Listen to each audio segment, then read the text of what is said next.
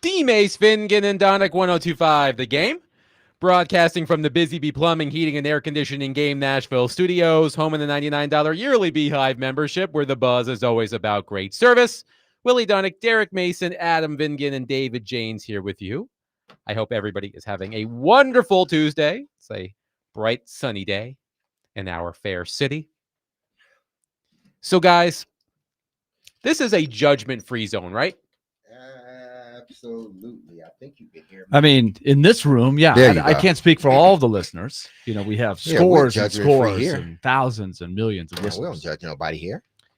Well, this is a judgment-free zone to me, and not just for the three of us, but all of you as well.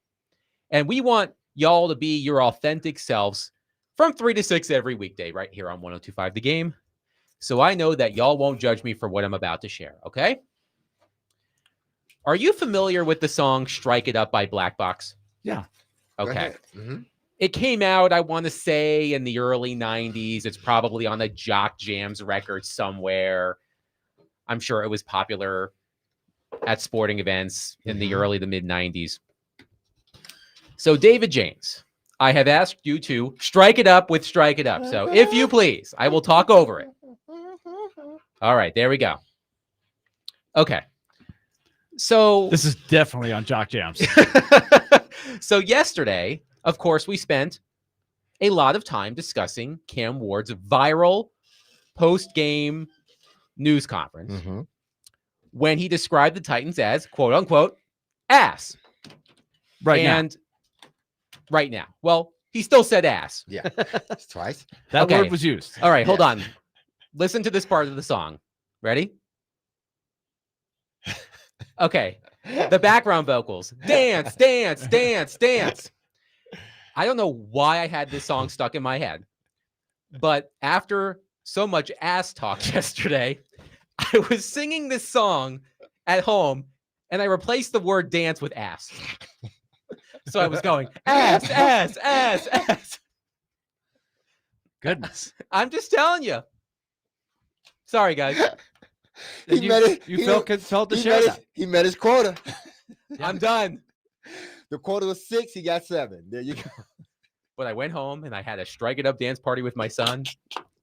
And I had to make sure I didn't say that word in front of him because then he would repeat it. But that was on my mind yesterday, not for the usual reasons, but because Cam Ward said it so often.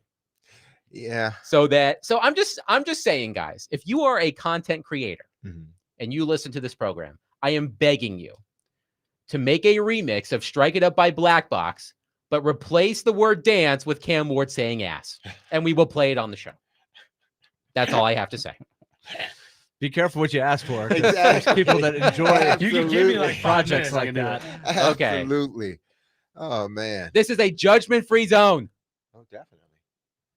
I've done that before. Where I'm judging really hard, though. Where I thought that a song said one thing and come to find out many years later it said something totally different. When you really start paying attention to the songs, I know I've done that plenty of times. So like, it really excuse me while I kiss this guy. Jimi Hendrix. Well, that was my evening last night. Oh, man. Dylan on our text line, driven by WilsonCountyHyundai.com, says, Big Ass Glasses has a whole new meaning now. You're probably right, Dylan. Yeah. But that was my evening. Man. I will try not to say that word as often as I did yesterday. But again, I was just quoting Cam Ward. I wasn't being a potty mouth. No. He said it. I was just repeating what he said. And Derek, yesterday you said that you wish Cam Ward hadn't said that. You said that it's probably not the best thing for the quarterback to say that. Maybe a wide receiver can say that. Maybe a defensive back can say that, but not the quarterback. And you aren't alone in feeling that way because, the YouTube algorithms, they throw things at you. They listen to you. And I discovered last night that Shannon Sharp has a podcast with Chad Ochocinco. You didn't know that? I don't know if I'm their target audience. Man, I don't know. Yeah, you could be 30s. I could be.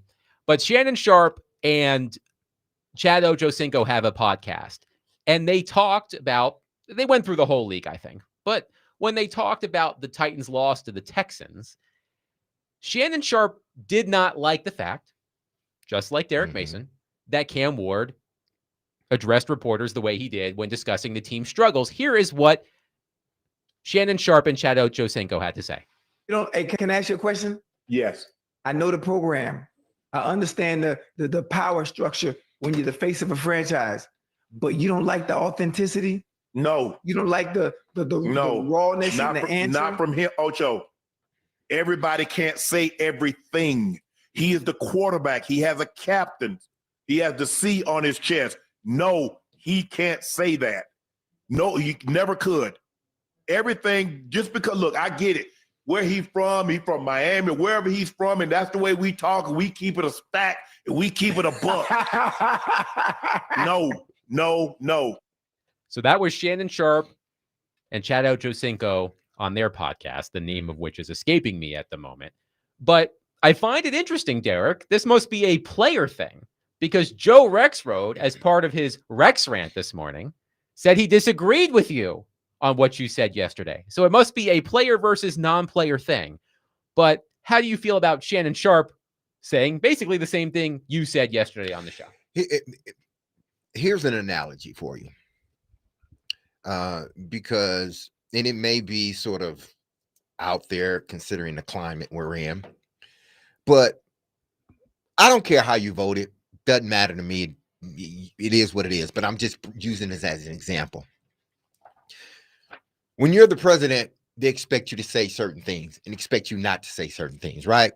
So anytime the president says something that is not presidential, people are like, come on, like, seriously. Like, you can't keep saying this is not presidential. Yes, you may feel that way, but that's not presidential. There's a certain decorum you need to have when you are a leader. And yes, you may get frustrated. Yes, you may get upset, but everybody's looking at you. Everybody's looking at you. So you have to be able to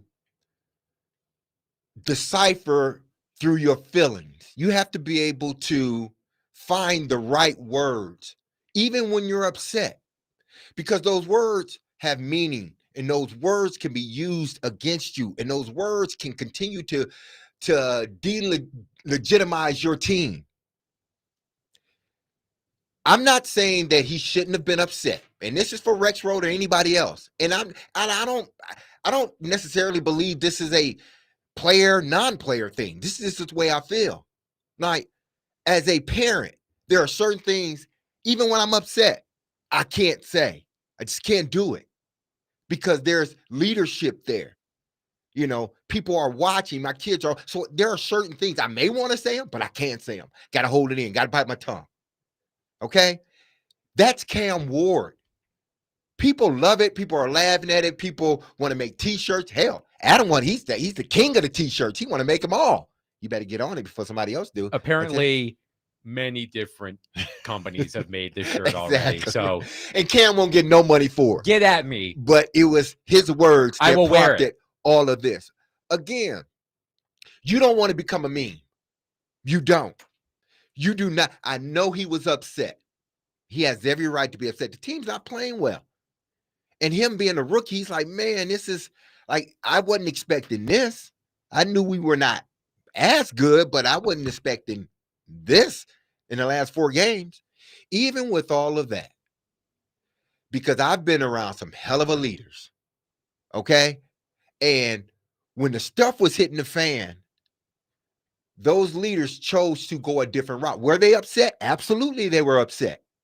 But in front of everybody, when somebody gets a mic in my mouth, next to my mouth, or cameras in my face, I have the responsibility to make sure that I say the right thing. And I know people are saying, well, he don't need. Yes, he does, because he's the leader of this team. Now, that word is going to continue to be used. It's going to be attributed to Cam Ward now. That word. And he doesn't want that to be attributed to him. I get it. He was being honest. But you just got to find different words. It's all about wording with everything that you do or say to people. You can make somebody feel bad, or you can make somebody feel really good, and you can be saying something bad about them, but it's the wording. It's what you say and how you say it. Your approach. He was upset. I get it. But when you do that, again, if I'm a receiver, I can do it. If that defensive end, Willie's the defensive end, he can do it. Adam, you are the franchise quarterback, the captain, the leader of this team. You can't do it. Is it fair? No. Okay.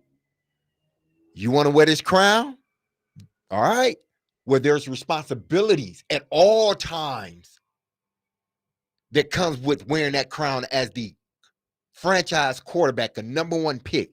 And again, I'm not saying the young man is bad for. I'm just saying I would have loved for him to choose another word. Let's just say that he could have shown his frustration without saying, you know what. I've thought about this some since you said that, D-Mace. It's interesting that conversation we just played on the podcast with Sharp and Ocho Cinco went that way, because we were bouncing the same dynamic off of each other yesterday. Mm-hmm.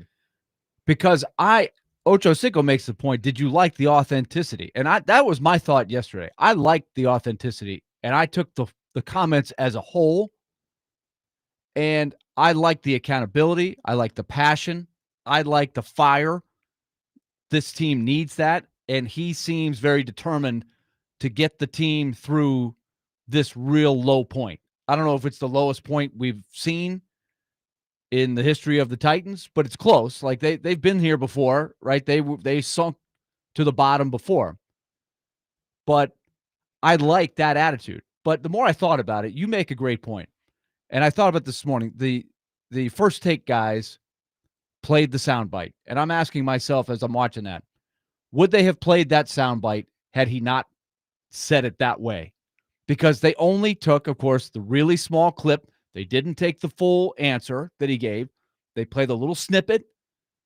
And now we've got T-shirts, and now we've got this whole firestorm. And I think that's I've come around to your thinking. He probably shouldn't have used that word. He could have had the same fire, the same accountability, the same passion without using that word. And hopefully he'll learn from that. Whenever an athlete makes waves for saying something like this, I'm reminded of something that our friend Elliot Freeman, and by the way, Predators fans, Elliot Freeman will start joining us weekly next Thursday at 5:00. I'm reminded of something Elliot Freeman says on his 32 Thoughts podcast on a regular basis. This is about hockey players, but we can apply it to athletes in general. You can't criticize athletes for being boring and not saying anything in news conferences, but then also criticize them when they do say something interesting. And frankly, Cam Ward, up until that quote, hadn't really said too many interesting things. He's a typical young quarterback. He addresses reporters once a week during practice. He addresses reporters after the game. And he hadn't made any headlines for anything he said. So I just find it interesting, the player versus non-player dynamic, because I hear that, and I know I ran wild with that word yesterday, and I got a kick out of it.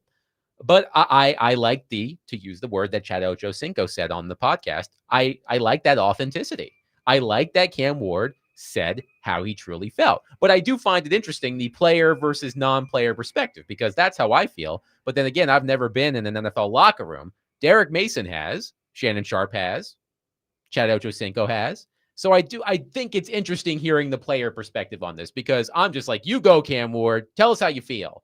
But I also understand Derek's point, which is you don't want your quarterback to be the one putting that out there. No, you become, instead of, because I know why he was frustrated. We all know why he was frustrated. But instead of them talking about the frustration, they're talking about just the word. That's all they're talking about. They are zeroed in on the word. They're not zeroed in on his frustration. Like, If they were zeroed in on his frustration, they would play the whole interview. I mean the whole press conference, post game press conference. But they didn't. They were just locked in on that one word. And as a quarterback and a leader, you don't want what you say to become the story.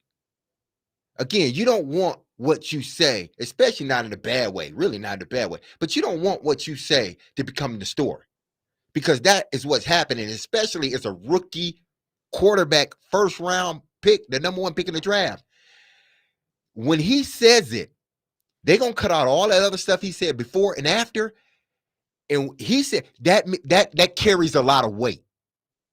When your number one pick in the draft says we ASS, that carries a lot of weight across the other streams, across television. Not necessarily with the team, but I'm saying it carries a lot of weight for those guys that are in Bristol. Why? Because they don't follow the team.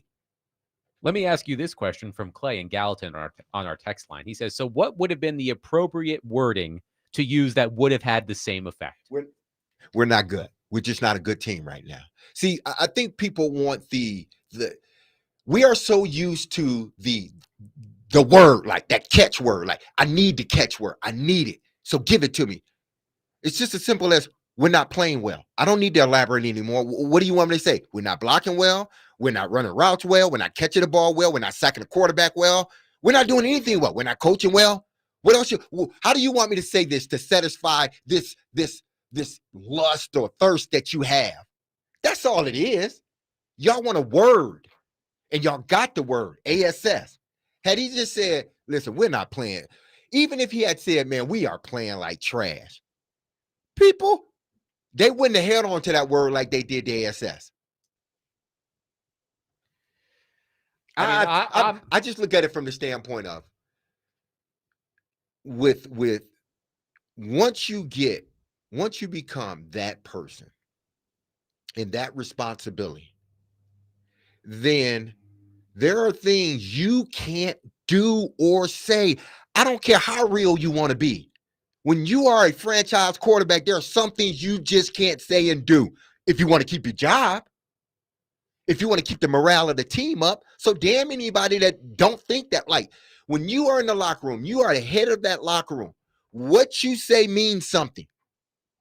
You don't need to be you can get your point across through the media in other ways. That's all I'm saying. You could listen, Monday when you come in, y'all got to shake out. Y'all got to watch film. You could say, hold on, coach. Hold on.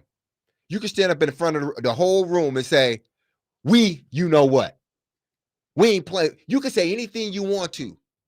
But when that camera comes on, you have an obligation to protect the organization. And the organization has the obligation to protect you.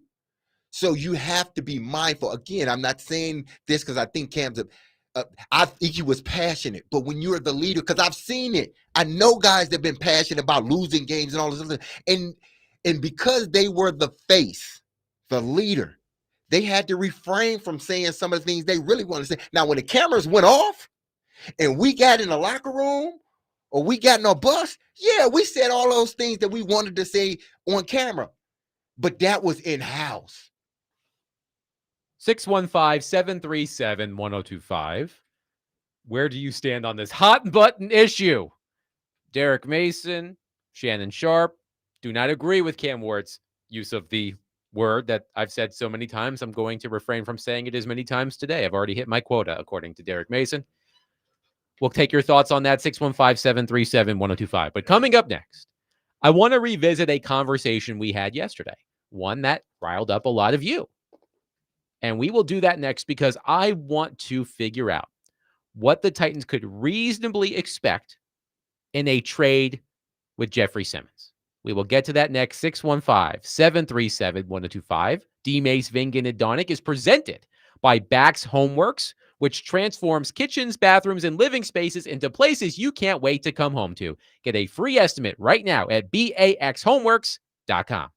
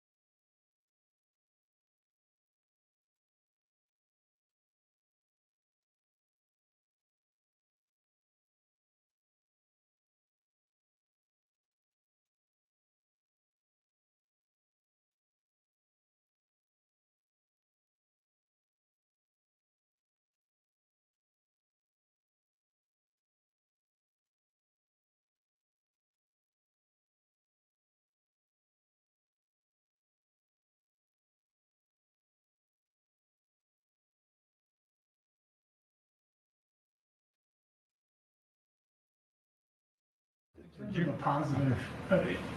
Jeff's play. How good has he been? How good was he yesterday? Man, when we talk about player leadership, how much do you point to his play and hope guys follow along? That's it. I'm happy you asked that and gave me an opportunity to point it out, because Jeff has played at a level that I've not seen many defensive players play at. He's been absolutely fantastic in every way, shape, or form you could ask of him. I don't know that there's somebody playing interior defensive line at the level he's playing at right now. I mean, he's been phenomenal. He's been super disruptive in the running game. He's getting pressure and push on the quarterback. And then I think what the area that I'm probably the most, proud of him and excited for him is his leadership and how he carries himself and talks to the team. And that area of his professional growth has been incredible. It's really been cool to see that maturity process in the leadership role. It's cool. It really is. And he's backing it up with how he plays. And I point him out all the time because, you got a team of guys that can play like Jeff plays. Now, Jeff's also supremely talented. He's one of the top players in his position for a reason. But he backs it up with how he works and how he plays and the effort he plays with and the tenacity he plays with. And then on top of that, he's really grown in a leadership role. So he's been fantastic. Do you hear that, contending NFL teams? Jeffery Simmons is a monster. Sound like a dating app. You should trade for him right now. That was Brian Callahan on Jeffery Simmons yesterday. Willie Donick, Derek Mason, Adam Vingan here with you. Willie would like to share an MLB postseason update, although his Mets are not in the postseason. Can you see my good attitude that I'm displaying for all of you today? We're so proud of you. My team is out. Proud of you. But I'm a baseball fan. You I are. love the game. And so, yes, I'm still dialed in to the baseball postseason. It's a fun day, four games. Derek's Detroit Tigers, who second only to the Mets, plummeted down the stretch, but still snuck in as the wild card. And ironically, the team that passed them late, the Cleveland Guardians, they drew in the first round. And Tarek Skubal, who was a fantastic pitcher, pitched one of the best games you'll see, struck out 14 in 7 2/3, and the Tigers edged the Guards 2-1. Meanwhile, at Wrigley Field, by the way, spectacular weather and scenes at these ballparks. Cleveland was packed. Awesome fans, as always. Wrigley Field is packed today, and the Cubs have just hit back-to-back home runs in the bottom of the fifth to take a 2-1 lead off of Nick Pivetta and the Padres. So Seiya Suzuki and now Parker Kelly have gone deep just into the bleachers. Our Parker Kelly? Different Parker Kelly. Oh. Catcher Parker I Kelly. know he's a Chicago fan. Oh, I'm sorry. No, it's Carson Kelly. What am I thinking? I'm getting confused with our Parker Kelly. I was about to say. Willie, they about to pull a picture? Looks like they are. There's Kelly Tap right that there. arm. Tap that arm. I don't know if Parker can hit as well as this Kelly. Probably not. We can take Parker to the batting cages. We'll find out. Yeah. So yesterday we talked a lot about the idea of trading Jeffery Simmons. And it touched a nerve for some of you. I was accused of being either a negative Nancy or a negative Nelly. I can't remember They're related. which one. Nancy and Nelly are both related. I think. Yeah, they're in the fact, they same might family. be twins. They're in the I think same so, yeah. family. Either way, I'm insulted. Just kidding.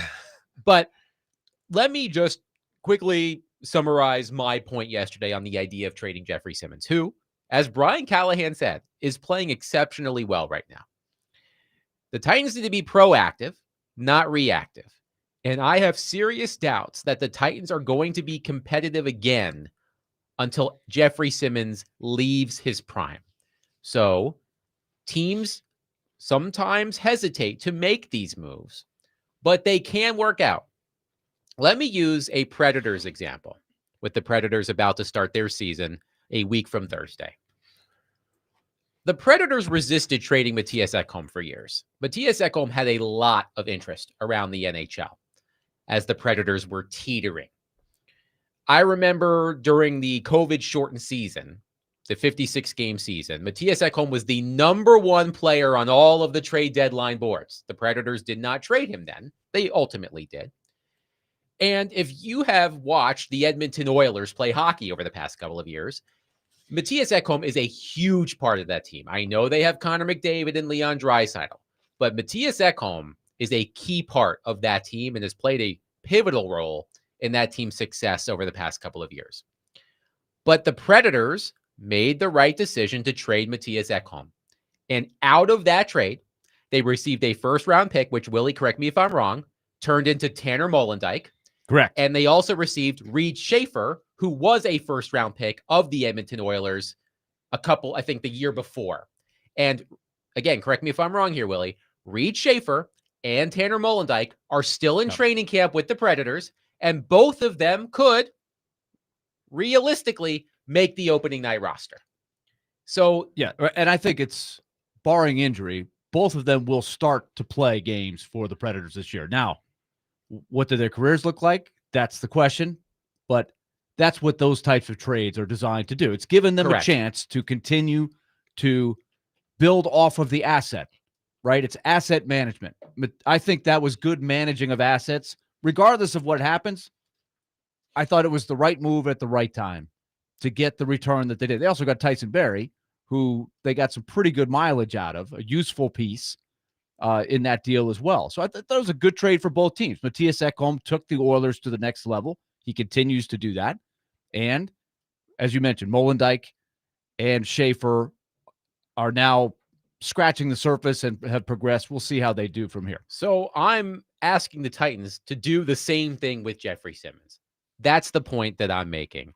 But I sat down last night, and with the help of Mike Herndon of paulkaharski.com, shout out to Mike, I wanted to look at some recent trades involving players at Simmons' position to get a feel for what a realistic return would be on a Jeffery Simmons trade. And Mike pointed me in the direction of two trades. So we'll start with the one that happened most in the past. Let's go back to March of 2020. We all remember March of 2020 fondly, right? Nothing bad happened in the world in March of 2020. Nothing I can think of. Adam, you were the one, honestly, you were a guest on our show that was talking about how games were being played with no fans. Mhm. This is just a quick flashback I had. And I was like, games played with no fans? That'll never happen. And they were talking about the NCAA basketball tournament maybe being played with no fans. I was like, that's not going to happen. And then a week later, we kind of know what The happened. Predators were in Toronto when the world Yes, shut down. you and I were together in Toronto. The night before. Yeah. The night And before. then the next day, there was no game. That is correct. But in March of 2020, the San Francisco 49ers traded DeForest Buckner to the Indianapolis Colts. And the Niners received a first-round pick, number 13 overall. That was it. It was Buckner for a first-round pick. Buckner at the time had just turned 26. Jeffery Simmons is 28. So Buckner had just turned 26. He was entering his 5th season in the NFL. And he got off to an excellent start in his career. At the time of the trade, Buckner had recorded 28.5 sacks, 38 tackles for loss, and 74 quarterback hits. He had been named to the Pro Bowl once and was also a second-team All-Pro. So Buckner was able to fetch a first-round pick. The second trade that happened more recently, in October of 2023, Leonard Williams was traded from the New York Giants to the Seattle Seahawks for 2nd and 5th round picks. So a 2nd round pick and a 5th round pick. Williams was 29 at the time. Again, Simmons is 28. Williams was in his 9th season. At the time of the trade, he had been a Pro Bowler once, but not with the Giants. He was with the Jets because he's been traded twice, from the Jets to the Giants and the Giants to the Seahawks. He had 22.5 career sacks, 27 tackles for loss, and 72 quarterback hits in parts of 5 seasons with the Giants. So as I'm looking at these two trades, I feel that Simmons may fall somewhere in the middle in terms of what the return could be in a hypothetical trade. So Buckner, looking at his per 17 game rates at the time of the trade, 7.7 sacks per 17 games, 10.3 tackles for loss per 17 games, 20 quarterback hits per 17 games. Simmons at the moment, 6.5 sacks per 17 games, 10.4 tackles for loss per 17 games, and 14.1 quarterback hits per 17 games. So some similarities there. Buckner was more productive, I would say, at the time of the trade than Jeffery Simmons has been now. So you guys tell me. I think if we're building a potential Jeffery Simmons trade based off of those two examples, I feel that Simmons falls somewhere between Buckner getting a first-round pick, somewhere between Buckner getting a first-round pick and Williams getting second and fifth-round picks. What do you guys think? I think listen. It doesn't hurt if you start off high, and sort of work your way from there. If you're looking to trade Jeffery Simmons, listen. This is. You heard Brian Callahan talk about Jeffery Simmons. Yes, he's playing phenomenal right now. But one can almost look at it as, man, you're saying all these good things about him, but are you going to trade him later? It's almost like it looks like you're filling out his dating app. You're putting all these things on him. He's doing this. He's great at this, and this. And man, that one part, you know what part I really like? The leadership part. It's getting better. So you're hyping him up on a dating app. Like, who wouldn't want to date him? Who wouldn't want a guy like that on their team, especially after you say, man, it's sure his leadership, boy.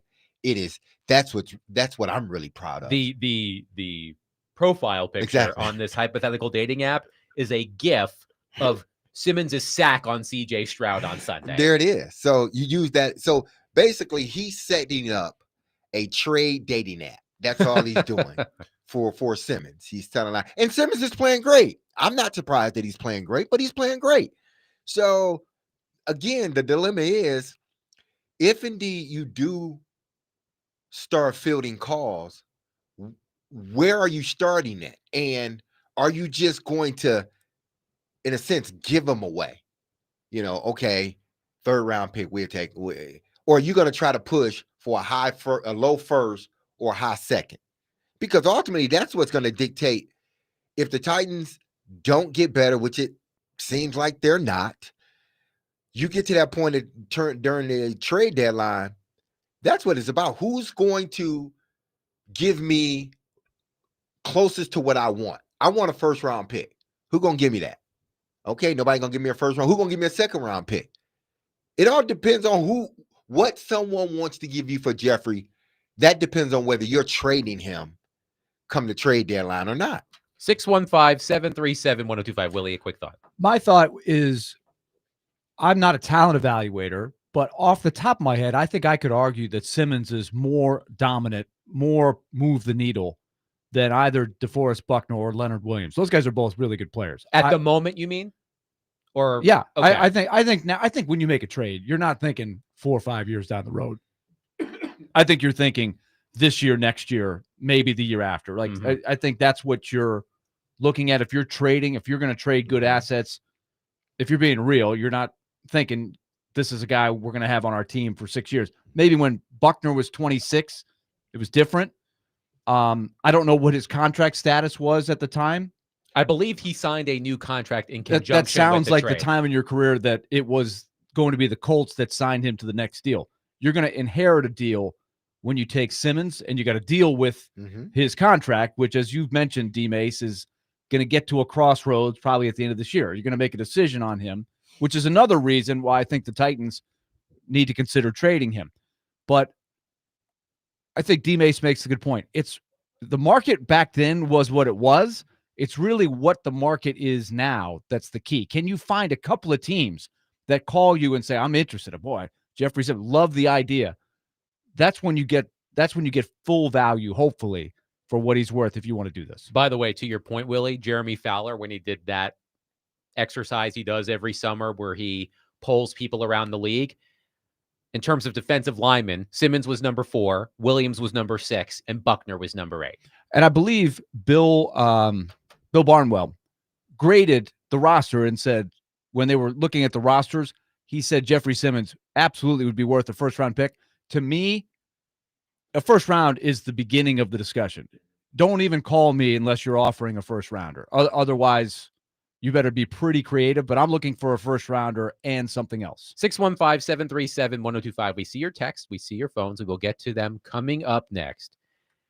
What could the Titans reasonably expect to receive in a Jeffery Simmons trade? What is the bare minimum you would accept in a trade for Jeffery Simmons? We'll get to your thoughts. Hang tight. Coming up next, Willie Donick, Derek Mason, Adam Vingan, 1025 The Game.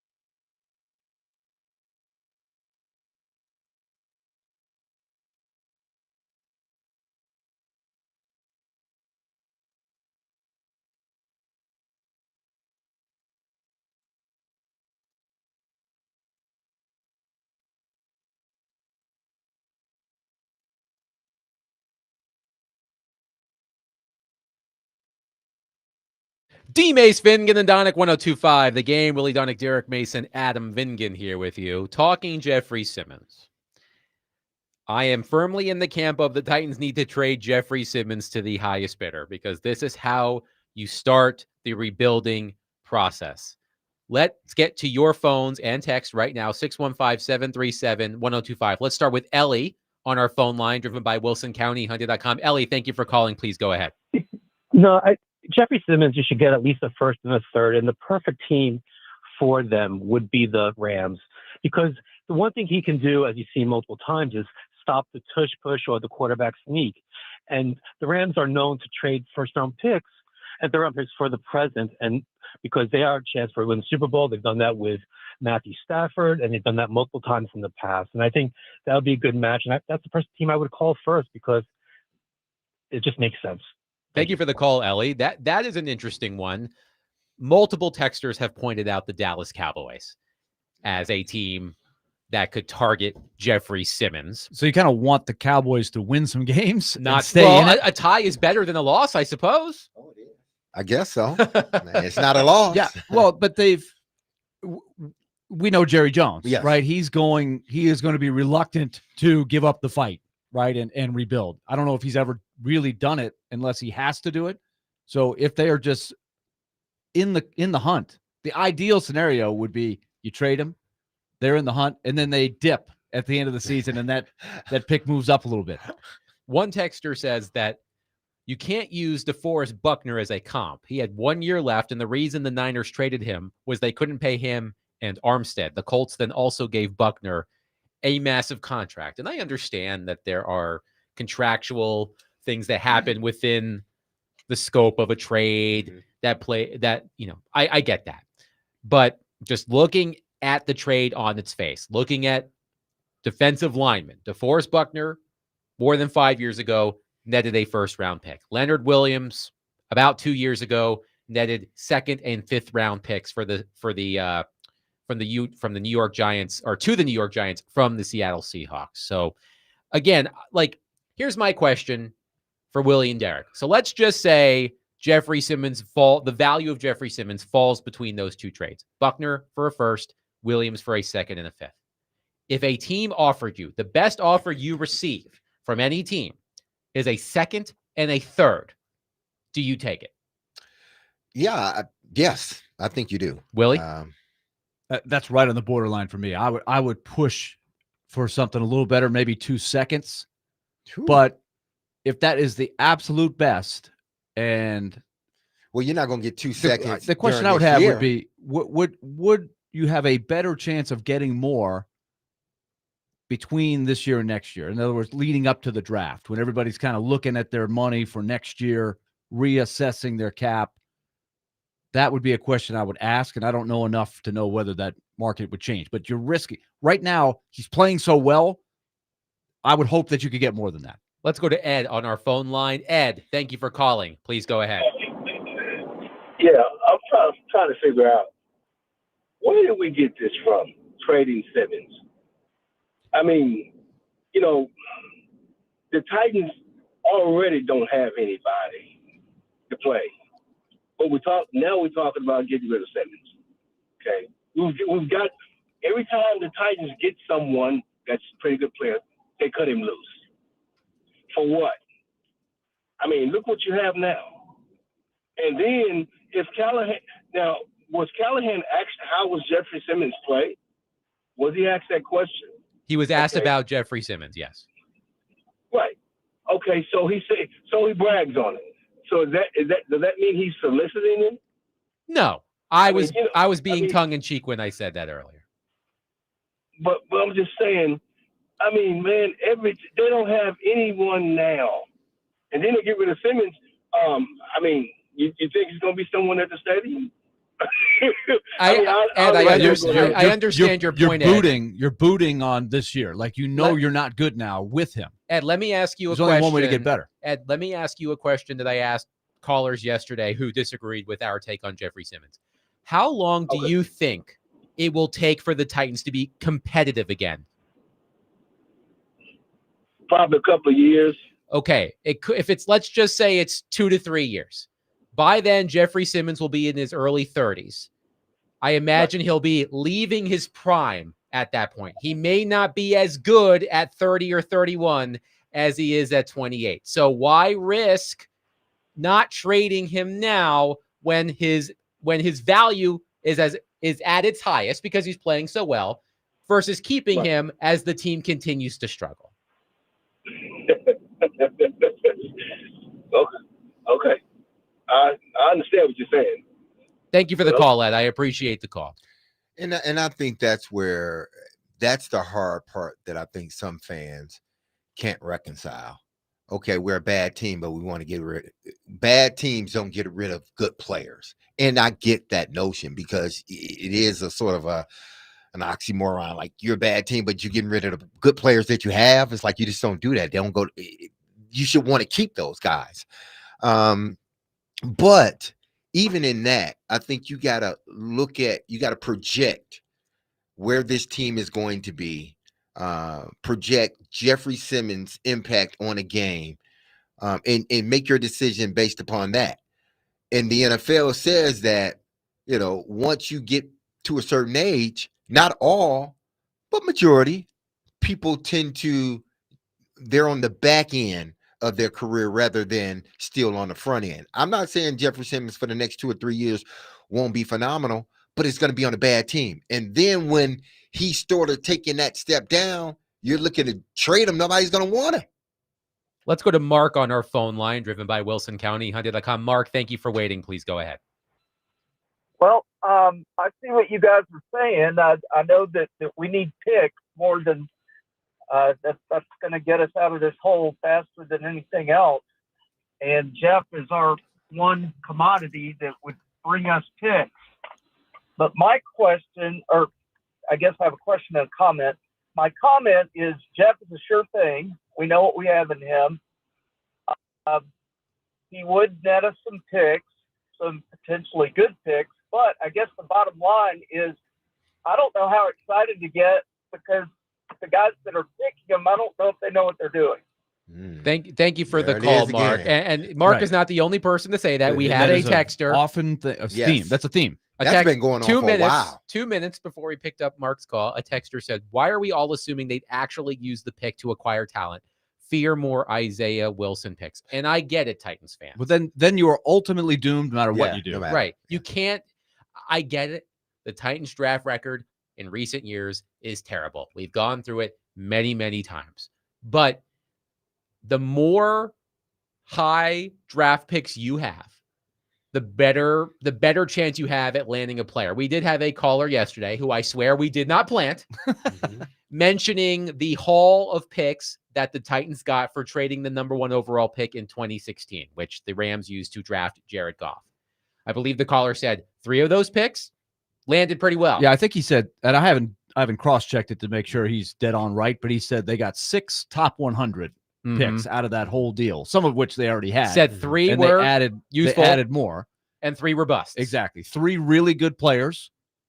Jack Conklin, Derrick Henry, and Byard. Was Byard in that? Or I don't believe Byard was in that. He was who was the third one? There was a third one in there, and I'll think of it in a second. Give me a moment. I'll look it up. Corey Davis? No. It was no. Corey Davis was the next year. They because they used the next year's picks. Was Corey Davis, the Rams' first round pick the next year, and 3 players that were not good. Kevin Dodd was one of the guys. Yeah, Kevin Dodd was one that wasn't good. Yeah, it's bad. But that was a good way to jumpstart your franchise. But the caller's point was, when you have a lot of throws at the dartboard, you don't have to hit the bullseye every time, because but more throws, the more chances you have of hitting something good. According to our friend John Glennon, who wrote this article for the Titans website at some point, I just lost it. This is great. This is great radio, guys. Tennessee's use of all those draft picks would eventually result in the following haul: Jack Conklin, Austin Johnson, Derrick Henry, LaShawn Sims, Kalen Reed, Corey Davis, and Jonnu Smith. John Yeah, Smith. I think 4 of those guys, they got all 4 of them. They got production out of them. 2 of them, they got high. And you're not getting that type of haul for trading Jeffrey Simmons. No. Now, if the Titans have the number 1 overall pick Well, you got- again, But see, that's the thing. You wheel and deal. You get these. You get the assets you can get for Simmons. You're going to have this will increase your chances of getting a very high first-round pick, and then you wheel and deal from there. You get more capital. quickly, let's go to Frankie on our phone line. Frankie, thank you for calling. Please go ahead. Yes, I don't agree with trading Jeffery Simmons. I think he's the best player on the team right now. And if you wanted to make a trade, they should have traded that first-round pick to the Giants, and then they could have had Jackson Dart and, 2 or 3 more top-round picks. I'll hang up and listen. Thank you, Frankie. Well, unfortunately, I know Willie Donnick's about to maybe do a mini victory lap here, but unfortunately, we can't go back in time and convince the Titans to make the reported trade with the Giants. Right. So we have to look ahead. Right. So let's not go spend too much time on that because that is well-covered territory. I went on a rant the day after the draft that I thought that's what they should have done. But the advantage maybe you have now, if you can keep Cam Ward in one piece and not let him get into bad habits with this real tough situation he's in right now, you would already have your quarterback kind of like John Robinson had. He had Mariota, so he had the first pick, and he just kind of put it out there and said, who's giving me the most for it? So you might have another chance to do that next year and get the haul that you're looking for. It's just inverted. I know might. Yeah, especially if you trade Simmons. Yeah. And you have another couple of assets there. And like the caller said, he's your best player, but you're already 0-4, and you're really not close to winning a game right now. Despite Jeffrey Simmons' best effort. Right. So you're presumably not going to win many, even if you keep him. 615-737-1025. We will continue to take your thoughts on this hypothetical Jeffrey Simmons trade that we've been talking about over the past couple of days. 615-737-1025. But coming up next, the Tennessee Volunteers escaped Starkville with an overtime win against Mississippi State this past weekend. Do the Volunteers have the inside track for a college football playoff spot? We'll discuss that coming up next. 615-737-1025. Willie Donnick, Derek Mason, Adam Vingan, 1025 The Game.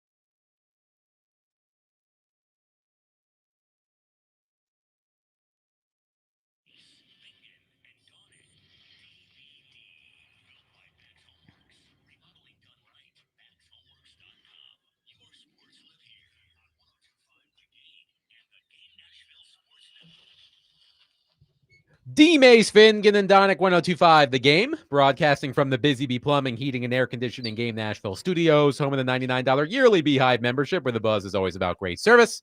Willie Donick, Derek Mason, Adam Vingan, and David Janes here with you. A huge game for the Vanderbilt Commodores coming up this weekend at Alabama, and we will talk plenty about that matchup over the next couple of days. But let's turn our attention to the other SEC team in our state, the Tennessee Volunteers. They're off this week. They escaped Starkville with an overtime win against Mississippi State over the weekend. UT is back on the field at home October 11th against Bobby Petrino. Can you believe that? And the Arkansas Razorbacks. Bobby Petrino. He is the head coach. And are we all visualizing the same thing right now? Bobby Petrino, head coach, Arkansas. The neck brace. Tell me the next thing that exactly. Exactly. The neck brace. The neck brace and the red nose that it was nicked. Oh, yes. Boy. Hey, man. Yes. But he's our man. Can never keep him down. It's gonna rock. If that doesn't prove that second chances do happen. Exactly. Holy man. Cow. Second, third. At the same school. 12th. The motorcycle. The girl. Yeah, having at your school. Welcome back, Bobby. Don't worry about that. Don't worry about that. Welcome back, Bobby. That was pass eight. Yes. So Tennessee will be back on the field, not this coming Saturday, but the following Saturday against Bobby Petrino and the Arkansas Razorbacks. Whoo boy. So Willie, you and I were talking about this the other day. With Tennessee, a lot of Tennessee fans were concerned about the game at Mississippi State. We talked to Chad Withrow. He was nervous.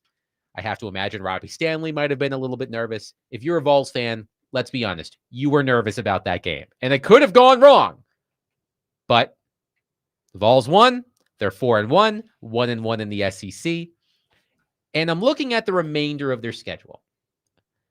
They come back from their off week against the aforementioned Razorbacks.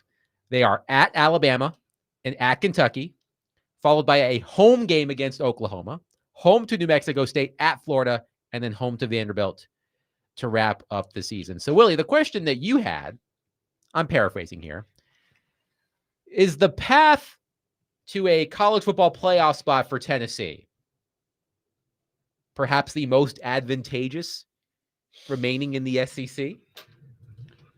Well, I think I have a theory that I'm going to get to.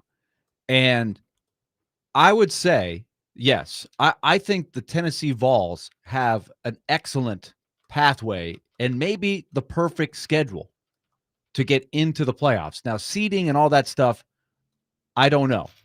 League championship, I don't know. But really, it's all about getting into the playoffs, right? That's where it all starts. You can't win the national championship until you get in. Mm-hmm. And in this year in the SEC, I was watching First Take this morning, and they did sort of a macro thing with Paul Feinbaum was in there, Heather Dinich was in there, and they were sort of assessing things right now, and it's very, very early. But they were sort of looking at heavyweights, the very, very top teams in the Big Ten look like they have emerged, right? In the SEC, it's kind of a shuffle. You're not exactly sure who's at the top. You don't have these juggernauts that seem to be far and away better than everybody.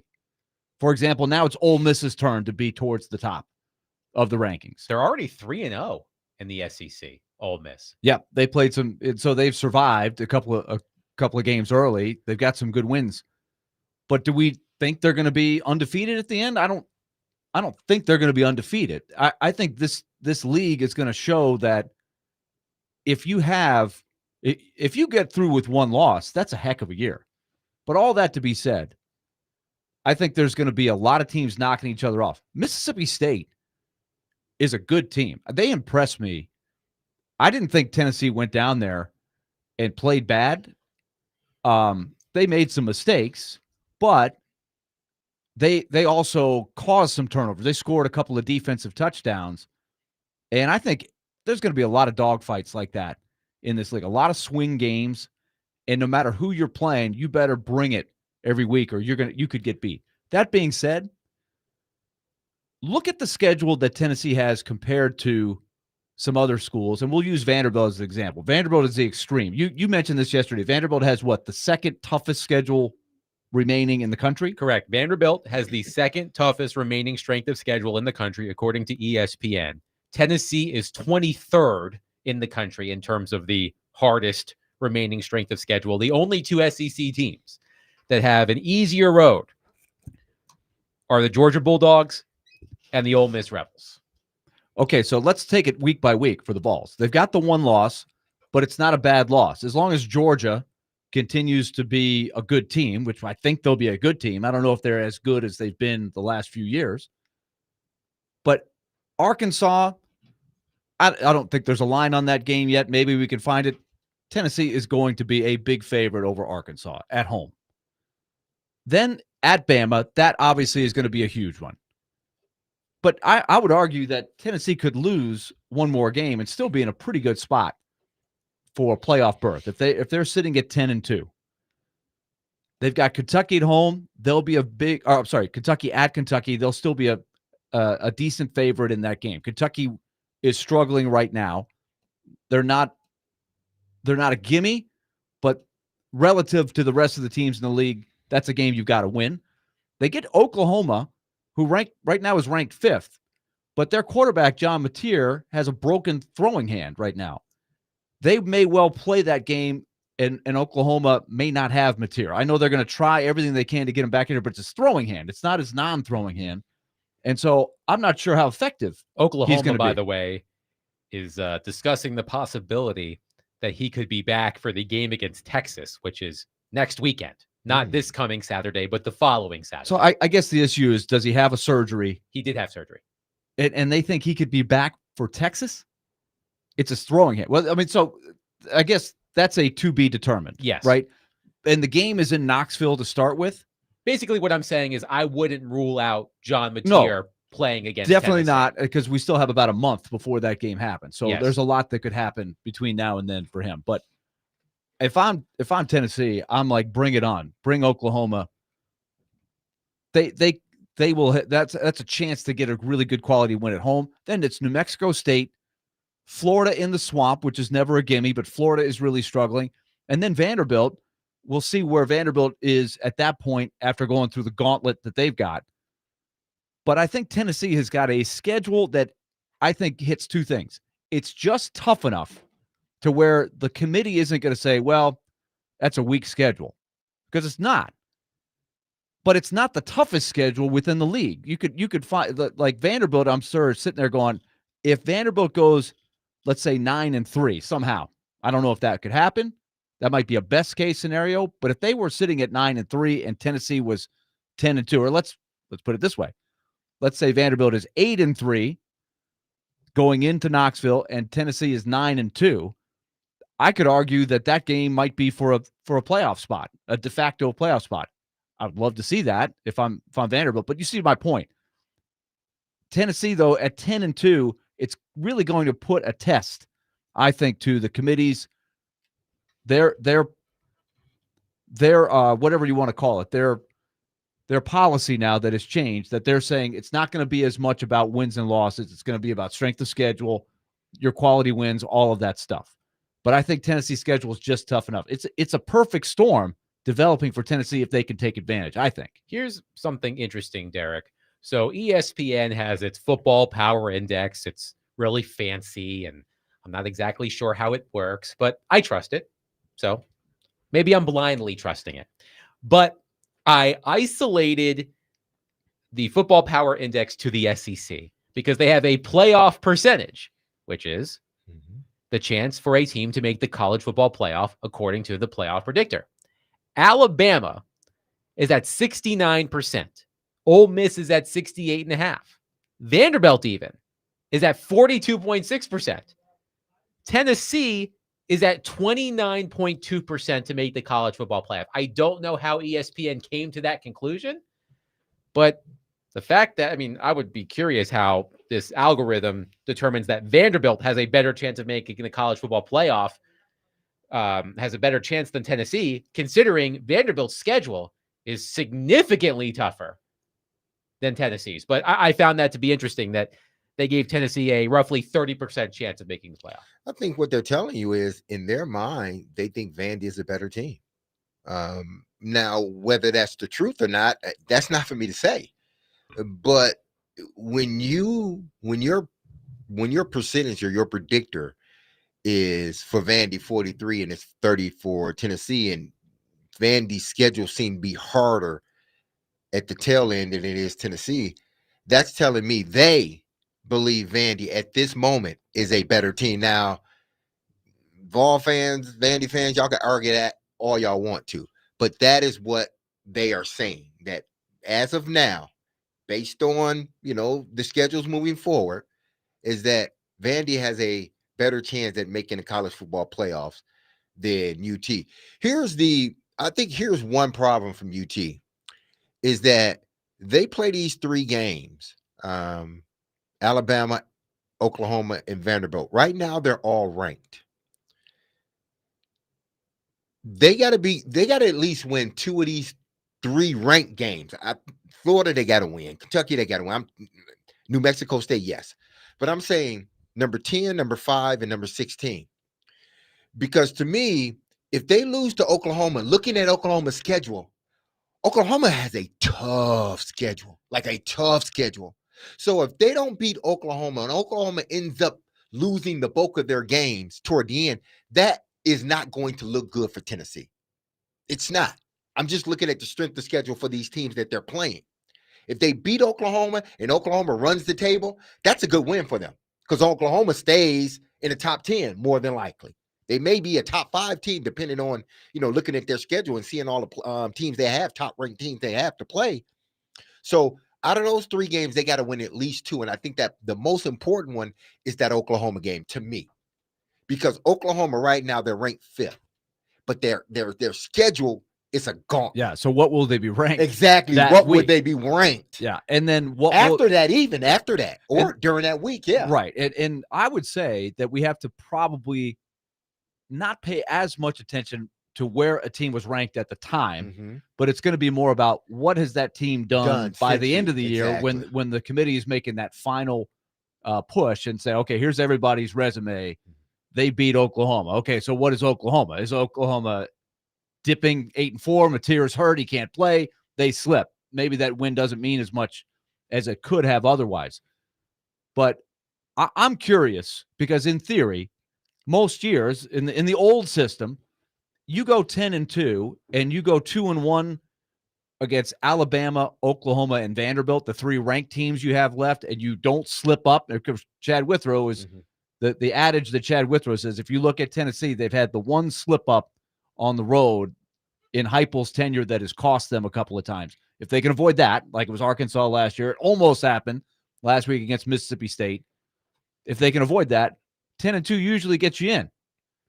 One texter on our text line says, I think it meaning the football power index and Vanderbilt being ahead of Tennessee and the playoff percentage, I think it means that Vandy completely controls its own destiny. They don't have a loss in the SEC yet. When you played 1 game out of 8, Tennessee, obviously you control your own destiny. Tennessee technically doesn't quite control its own destiny. They have to hope other teams lose too. One texter, Remington, says, we'll find out who's better after Thanksgiving. Derek is just a hater. Why am I? You're a hater. He tried not to be. What's his name again? Remington. Remington Steele. I tried to keep it mutual here with the whole. I'm just telling you what the index says. This is not Derek's index. This is ESPN. So ESPN is the hater, not me. Did you guys watch Remington Steele? That's a great 80s reference. I never watched it, but I remember the show. Yes, I watched that show was on before I was born yet. Good. Did your head. Hey, I know about it. I'm sorry. And by the way, I'm looking to see what an early line on the Arkansas at Tennessee game is. And I mean, I'm just going to random websites, and all of the lines I see are double digits, like 10.5. Yeah, that's one that they need to hold serve. Tennessee looks pretty good. I'm curious with Tennessee fans. Do you see what I'm seeing here? Is this the right schedule, right year, with all that's happened to them, with the whole Nico drama and what they've overcome? They have an opportunity here, I think, because in the league, in a year where it seems like to me, everybody's good. Like going to Florida will not be easy. Now, I don't know. They might have an interim coach They've got a quarterback that is talented, that played great Lagway at the end of last year. Mhm. He's been really erratic, but he's capable. He's shown it, right? And he's still young. So Florida, I'm sure at that point is going to be thinking we can spoil Tennessee season. So there's no gimmies, but that's what's going to be really dramatic.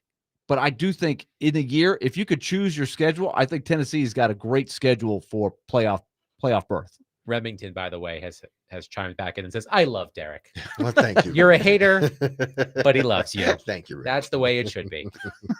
Love your haters. I love that. That's right. 615-737-1025. Willie threw out the question, Vols fans. Are you seeing what he's seeing when he looks at the Vols schedule after the escape from Starkville over the weekend? Why isn't Willie a great game? No, why isn't Willie the hater? He the one that brought up this question, not me. I brought up the question thinking that Tennessee's got a good path here if they could take advantage. But I don't think that's the way you really want to frame it, Willie. It goes without saying that Willie's is a Vandy grad too. Have you seen his diploma? That's what I'm saying. So why wouldn't Willie Remington be the hater? I want to stoke the flames. What I really want, I would love for that Vanderbilt Tennessee game to have the kind of spotlight that I think it could if Vanderbilt can have some success. Like I don't think we should get ahead of ourselves here. Like they were Coach talking Willie about is coming up. Coach Willie is absolutely. He's at the table. I mean, exactly. It's a gauntlet. They've got to get through Alabama, LSU, Missouri, Auburn, Kentucky, Tennessee. That's what's ahead of them. They don't have any gimmies in there. So to even get into discussion, I would be thrilled if they just get a couple in there. A couple big wins would be huge. But if they could just get a couple and have a lot on the line when they play Tennessee, that will be just great theater. Channel your inner Diego Pavia. Two quick texts. Greg says, for once, Willie is not the hater, I assume, when it comes to the Vols. Another texter says, I know Florida is down, but I will never overlook the Vols playing the Gators in the Swamp. This is from Blake. I'd circle that game as the Heupel away trap game. Yeah, it could potentially be. That game is always, or at least it has been, one of those games you look forward to. And that rivalry is going away thanks to they're taking it away. Annual rivals. But Willie, just channel your inner Diego Pavia, man. Like, just say, lace him up. Let's go. Lace him up. That. Unlike Diego, I have watched too many decades. Diego hadn't been here long enough. Measured. I'm going to be measured. I'm loving what I'm seeing, and I hope it continues. But this is their season is really just starting. Despite all, they put themselves in a great position to do great things, but they're 10.5-point dogs against Alabama. I was curious. They brought Feinbaum and Dinich on Mike Greenberg's show. They had the whole panel there. They talked about Alabama and their win over Georgia. There was not one member of the panel, not one word said, hey, they got a tough test against Vanderbilt. That was not mentioned at all. That's good. I agree. By the way, I was glad they didn't. Absolutely. You haven't. Coach Willie's laying low in the weeds. You haven't lived until you see Willie get turned. 615-737-1025. Trevor Maddich will join us coming up next. We'll ask him this question and more. Willie Donick, Derek Mason, Adam Vingan, 1025 The Game.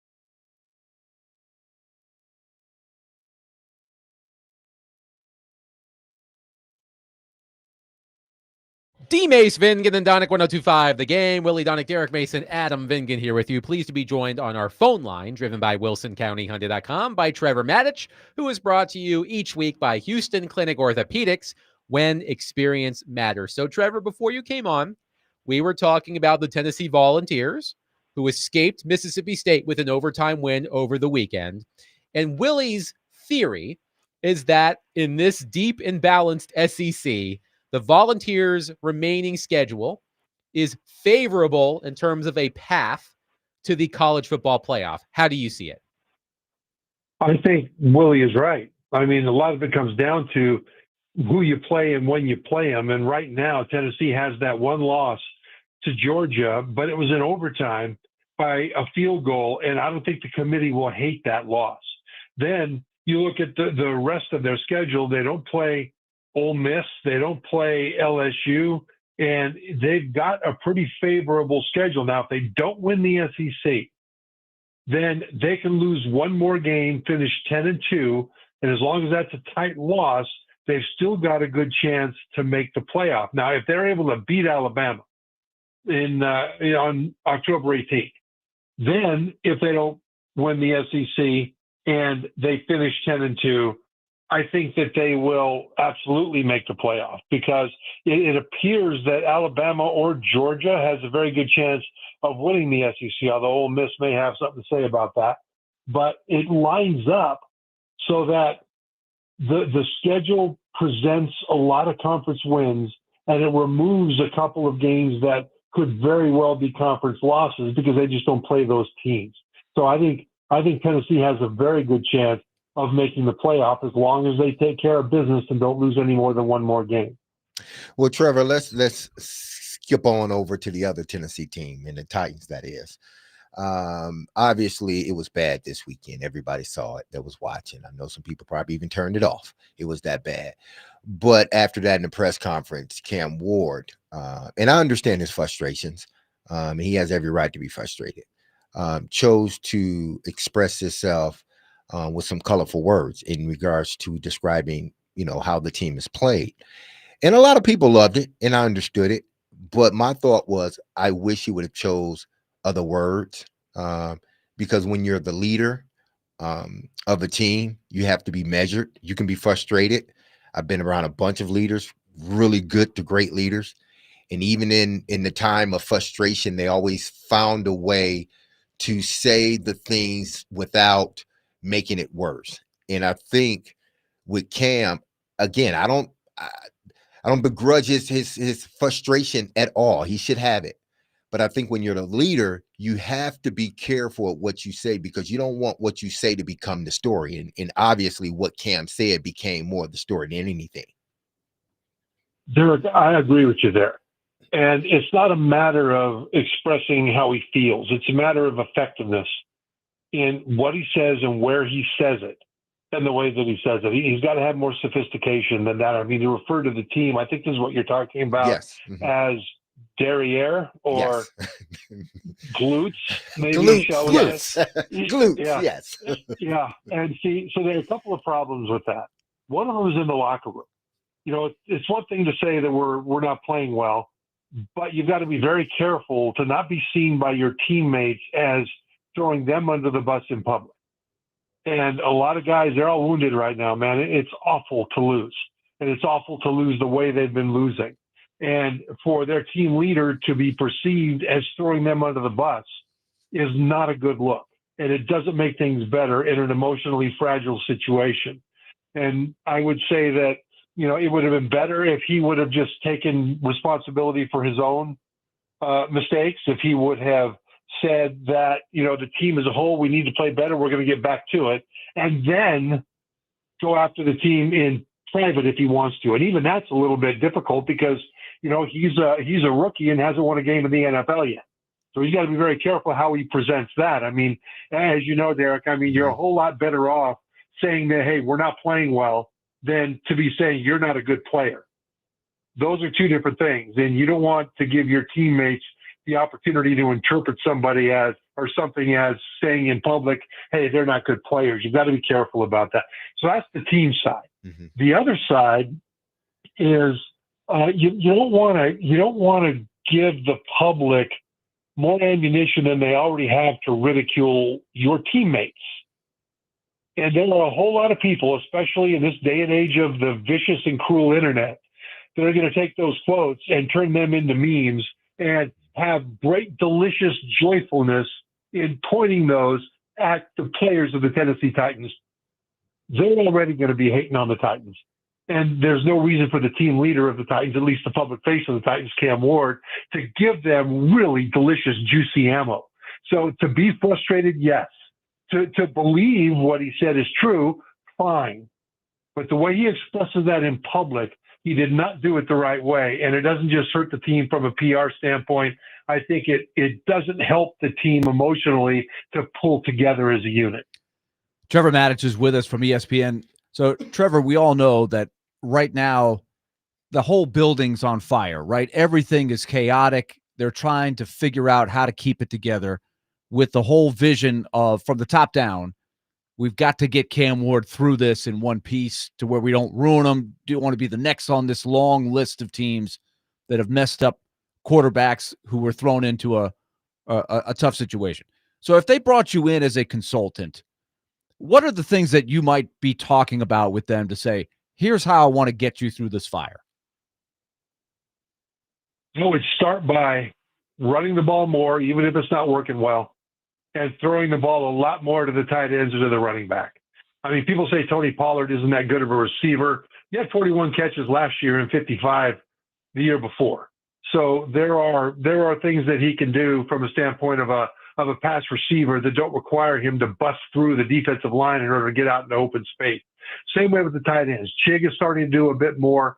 You know, you've got a good young tight end from Texas that's giving you a chance to have maybe some things developed there. The wide receivers are not doing a very good job. They're not getting open, and they're dropping the ball about 10% of the time. And so they're not helping.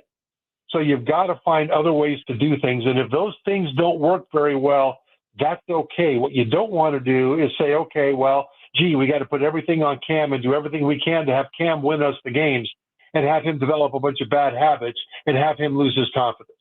That would be the worst of all things. So this season is still about developing Cam Ward. And part of that is making sure that he's in position to succeed as much as can be succeeded, given what's going on. I mean, he's pressured more than any other quarterback in the entire NFL. And that's partly the line, it's partly Cam. But either way, you don't want him in those situations to develop bad habits, even if you're not doing everything extremely possible to try to win the game while exposing him to developing those bad habits. So first thing I do is I'd say run the ball more. You're running the ball pretty well. I would say throw the ball more to your tight ends and to your running backs, and then go from there. Because I don't think there's anything they can do to turn it around from a standpoint of winning games. What they can do is put Cam Ward in a situation to where he can progress, even if the team is not going to the playoffs. Here's an example, I think, of what comes up, what you're talking about, Trevor, and it's been asked about a lot this week, but there have been a couple of 3rd and longs, 3rd and 12, where against a front like the Texans, they know they can't block up a play to have a great chance. They know they're going to take heat. So they even ran the ball a couple of times in that just to say, you know what, we don't want to get him killed on this play. And I understand that.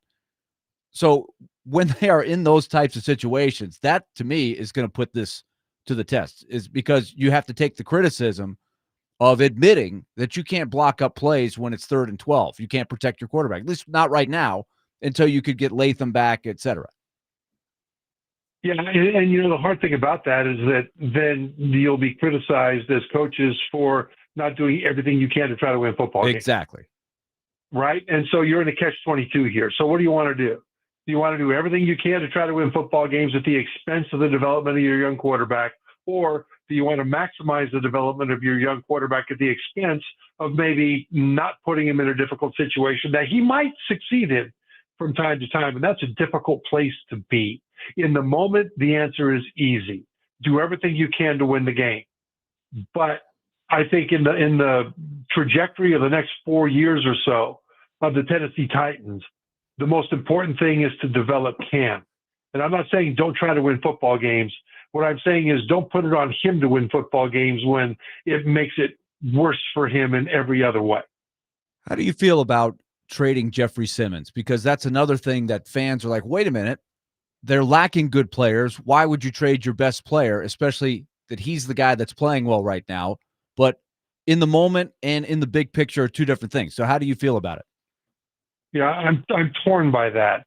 But I think in the situation they're in now, I think trading him now would be a good thing, especially the way that he's playing. I mean, if they had A.J. Brown, wide receiver still, and he hadn't gone off to the Eagles, or if Burkett had done better as his replacement, and then if you had had Derrick Henry here to complement Cam Ward, then yeah, you would think, okay, having Jeff Simmons here and all that stuff is good together. But what they've done in allowing those two to leave, A.J. Brown and Derrick Henry, you put yourself in a position to where it doesn't matter what Jeffery Simmons does this year or next year. He's not going to help this team get to the playoffs and make noise in the playoffs because the team isn't good enough around him yet. And at least that's the way you have to consider things. And so by trading him now, preferably to a team that will give him the most, which is a team that is in position to make a playoff run if they were just a little bit better against the run. The Ravens are a team like that. Kansas City is a team like that. Strangely enough, even Philly is one of the worst teams in the league at yards per carry allowed on the ground. I mean, these are teams that would probably give you more because maybe they're that piece away from a Super Bowl championship. They might think so. And so by doing that, instead of wasting the last several years of Jeffery Simmons' prime before you're ready to help him, you're allowing him go off to a place to where he can have a chance at a ring. And then you're bringing in the best possible compensation to draft young players to be able to build for the future. So once again, I mean, fans would get mad because you're saying, well, don't you want to win now? Yeah, I want to win now, but there's also the balance of the future of the team. Look at what Green Bay did at the quarterback situation. They had Aaron Rodgers, a future Hall of Famer, playing at an MVP level, and they chose in the first round his replacement, Jordan Love, instead of bringing in a guy that could help Aaron Rodgers win another Super Bowl possibly. They drafted his replacement to develop. Well, in the short term, that was not the right thing to do. But in the long term, it looks like it's working out very well. And you can make a case for both sides. Well, I think you can make a case to get as much value as possible for Jeffery Simmons now. And fact of the matter is, if they trade him to a contender, they'll be doing him a favor. Trevor Matich has been our guest on D-Mace, Vingan, and Donick. He is brought to you each and every week by Houston Clinic Orthopedics, when experience matters. Trevor, great stuff as always. We'll catch up next week. Thanks, Adam. 615-737-1025. We're going to sneak in a Predator segment coming up next. The Predators open the regular season a week from Thursday at home. But there is a situation happening with the Predators that is starting to get national attention. And we will discuss that coming up next. Willie Donick, Derek Mason, Adam Vingan, 102.5 The Game.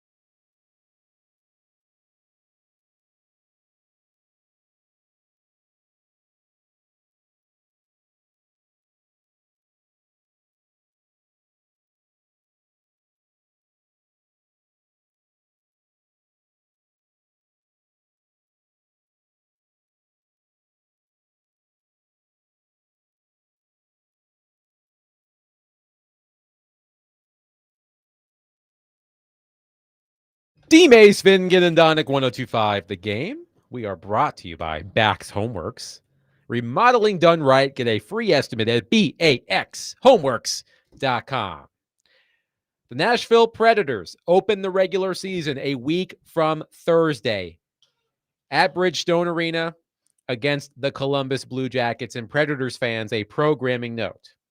Our weekly conversations with Barry Trotz and Elliot Freeman resume next week. Barry Trotz will join us Tuesdays at 5. Elliot Freeman will join us Thursdays at 5. So 1 week from today, our first of many weekly conversations with Predators general manager Barry Trotz. And who knows, a week from now, when we sit down with Barry Trotz, we may be asking him, where the hell is Luke Evangelista? Because Luke Evangelista is still unsigned. He is a restricted free agent. He has not been on the ice at training camp. In fact, he has since returned to Canada to train on his own as he awaits a resolution to this contract stalemate, this contract quagmire, if you will. Well like done. Giggity. Not that quagmire. I was waiting for somebody to do that. So this story is starting to get some national attention. Frank Saravalli, a well-known hockey insider, worked for TSN, worked for Daily Faceoff. I believe at the moment he is a free agent. Tweeted this earlier today, quote, "Today is day 13 of NHL training camp. Can anyone explain why the Predators don't have a deal done with Luke Evangelista? Does not compute. Let's shake hands on 2 years times $3 million, meaning $3 million per season, and get one of Nashville's few players under 25 in camp," with a shrugging emoji. Now, Barry Trotz gave a statement to Alex Doherty of the Tennessean about the negotiations. Trotz said, quote, "Collectively, both sides are disappointed Luke is not signed and with our team. We are not going to negotiate in the media. We are optimistic and hope we can get Luke signed and rejoin our team in the near future. In the meantime, we are excited with our camp up to this point, with our veterans leading the way, and very excited about the development of our young players." So, Willie, you and I have talked about this, not just on this show, but on Preds Insiders. By the way, Preds Insiders tomorrow at 6 o'clock, right after DVD. And I am still, to sort of discuss what Frank Saravalli said in that social media post. It does not compute to me how the Predators are at this point. I think Luke Evangelista is a solid player. He is not a needle mover. I'm not sure how much the Predators are going to struggle without Luke Evangelista. But we'll see if the Predators and Evangelista can come to terms on a contract that has him with the team when they open the season at home a week from Thursday. But where do you stand on this? I know we've talked about this a couple of times, but where do you stand on this right now? Well, I'm going to try to present some detail here on both sides of the why is it here? Why have we gotten here? Right? Both sides. Because you can hear like the astonishment in Frank Saravalli's voice, right? Now, Adam, you and I assessed last week, and we had Mike Kelly on from Sport Logic, and he assessed Luke Evangelista's value. Not just, to me, you have to look past the goals, assists, points, right? You have to look at analytics. You have to look at the context of the season. What is his role? And that, to me, is where you try to find the sweet spot.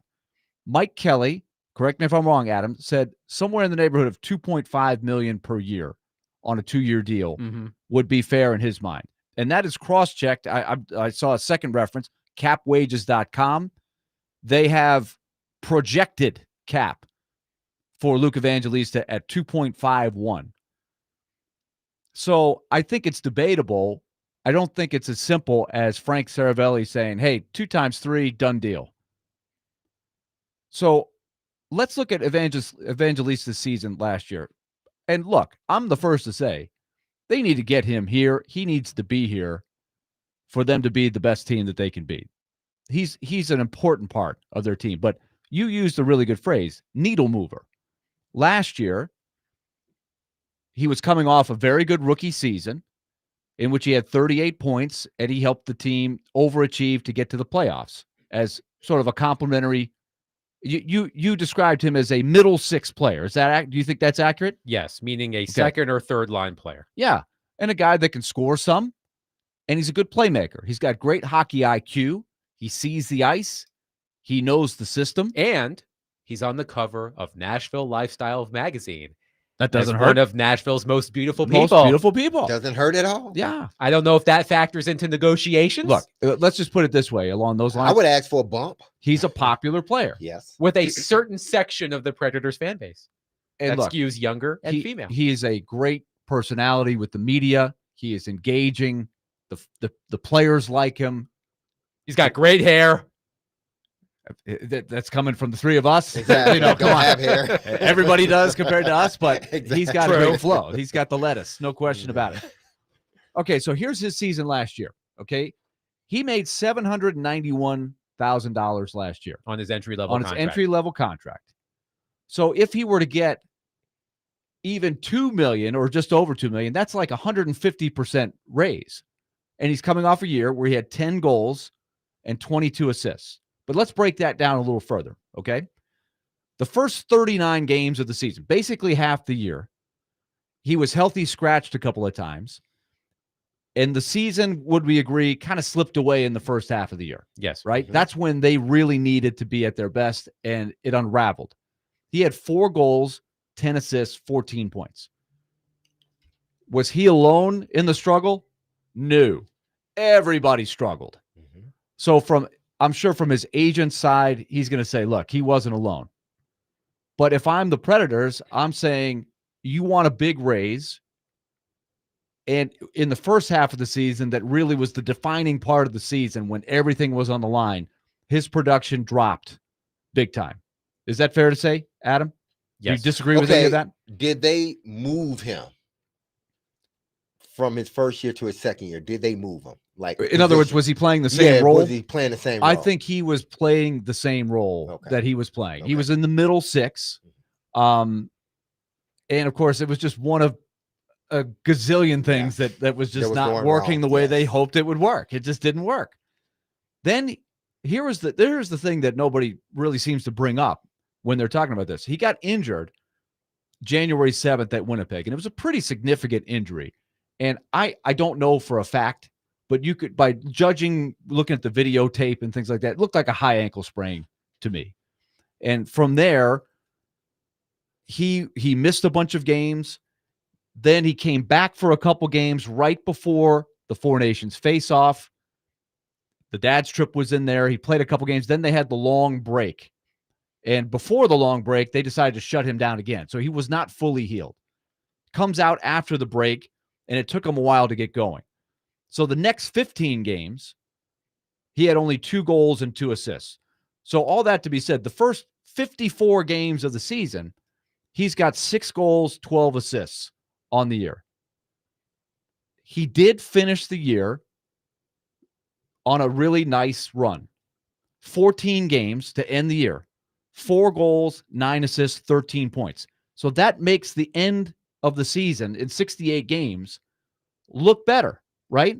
And those games count. Those are NHL games. So, D-Mace, what would the agent say about the value of the last 14 games? Well, if I'm an agent, I'm saying, listen, my player got healthy. Exactly. He was healthy toward the end of the year, and you saw how he played when he was healthy. That's what I would say. That's what they're going to say. No question about it. And they're also going to say, see, he produced. You put him with better players. He was healthy. That's the player that he is. And that's what the agent should say. Mm-hmm. On the flip side, Adam, I think the team would say, look, when the season was on the line, he was ineffective. He was a healthy scratch a couple of times. And I'll ask you, Adam, you give an honest answer. How would you value production in the last 14 games as opposed to the first 39 games where it was before he got hurt, right? So the injury, I'm taking the injury part of this out, which is basically 2 months. It was a tough injury for him to overcome. I hear what you're saying. The issue for me is, under normal circumstances, let's say the Predators were in a battle for a playoff spot down the stretch of the season, and Luke Evangelista had a strong finish to the season, even if the Predators missed the playoffs. Think about the year, I can't remember which one it was off the top of my head, when Barry Trotz even said we were basically fielding a minor league team because Roman Josi was out of the lineup, I believe. Matt Duchene was out of the lineup. Philip Forsberg was out of the lineup. That was John Hines's last year, right? 2 years ago. Right. So if Luke Evangelista had a strong end to the season and the Predators were in the playoff race throughout that, I would put more stock in that. And Evangelista played very well during that exact time when he just had come up. But with the season was lost so early. It's harder for me to quantify. Do you know what I mean? Yes. And because I'm just trying to project why I think there is a difference of opinion on his value to the team. Because I do think if you break up his season last year, I think the Predators, and I would hope Luke Evangelista would say, I wish it could have been better in the first 40 games. As you use the key, is he a driver? Is he a needle mover? Has he proven he could do that? And at the end of the day, I'm sure a lot of people are sitting there going, what's the big deal between 2.5 and 3? You know, it's not that big of a deal on a 2-year deal. So some people would say, hey, just give him the extra 500 grand. 500 grand is a big deal. But on the other side, if you are arguing on the management side, you're saying just take the deal, bet on yourself. If you're as good as you say you are, you're going to get an opportunity. This lineup is such that if you're playing well, he's going to get the playing time. He's going to be in there, and if he plays well over the next couple of years, that's when he's going to make the real money. But my thing is, didn't the salary cap just go up? That's another thing that I think is muddying the waters and making this a little less clear, is because everybody has much more money to spend, and so the agents are saying, percentage wise, everybody should get a bump. You've got more money, everybody should get a bump. You just saw Kirill Kaprizov, who is not the best player in the game, just gets $17 million a year. Biggest contract ever. Good Lord. Biggest contract ever in the NHL. He's getting more than McDavid, more than Draisaitl, more for now. But that's resetting the bar, and everybody's saying, well, everybody should get up there. Yes. So that's why this is a little more complicated than meets the eye.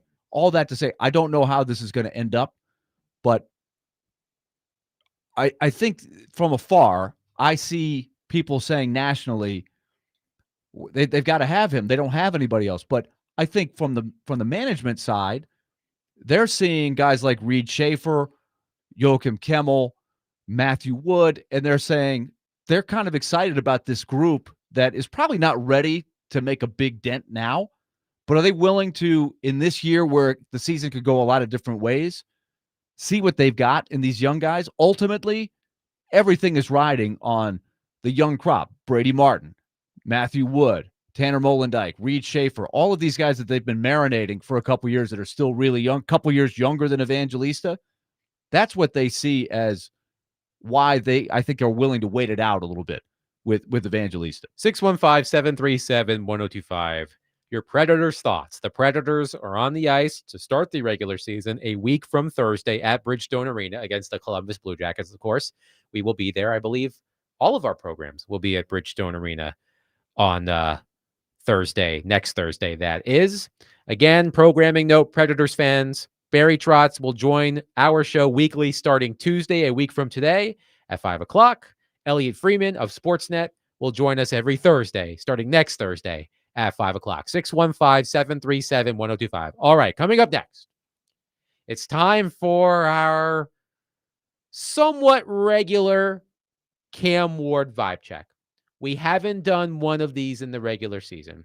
We did one if I recall correctly, we did one right after he was drafted, one at the end of the preseason.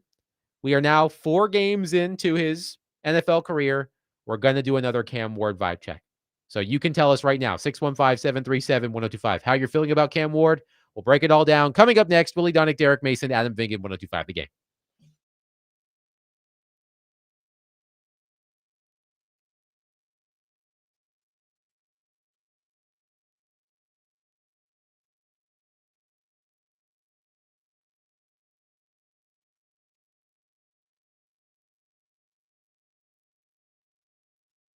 Okay, time to tell you about Loan Pronto.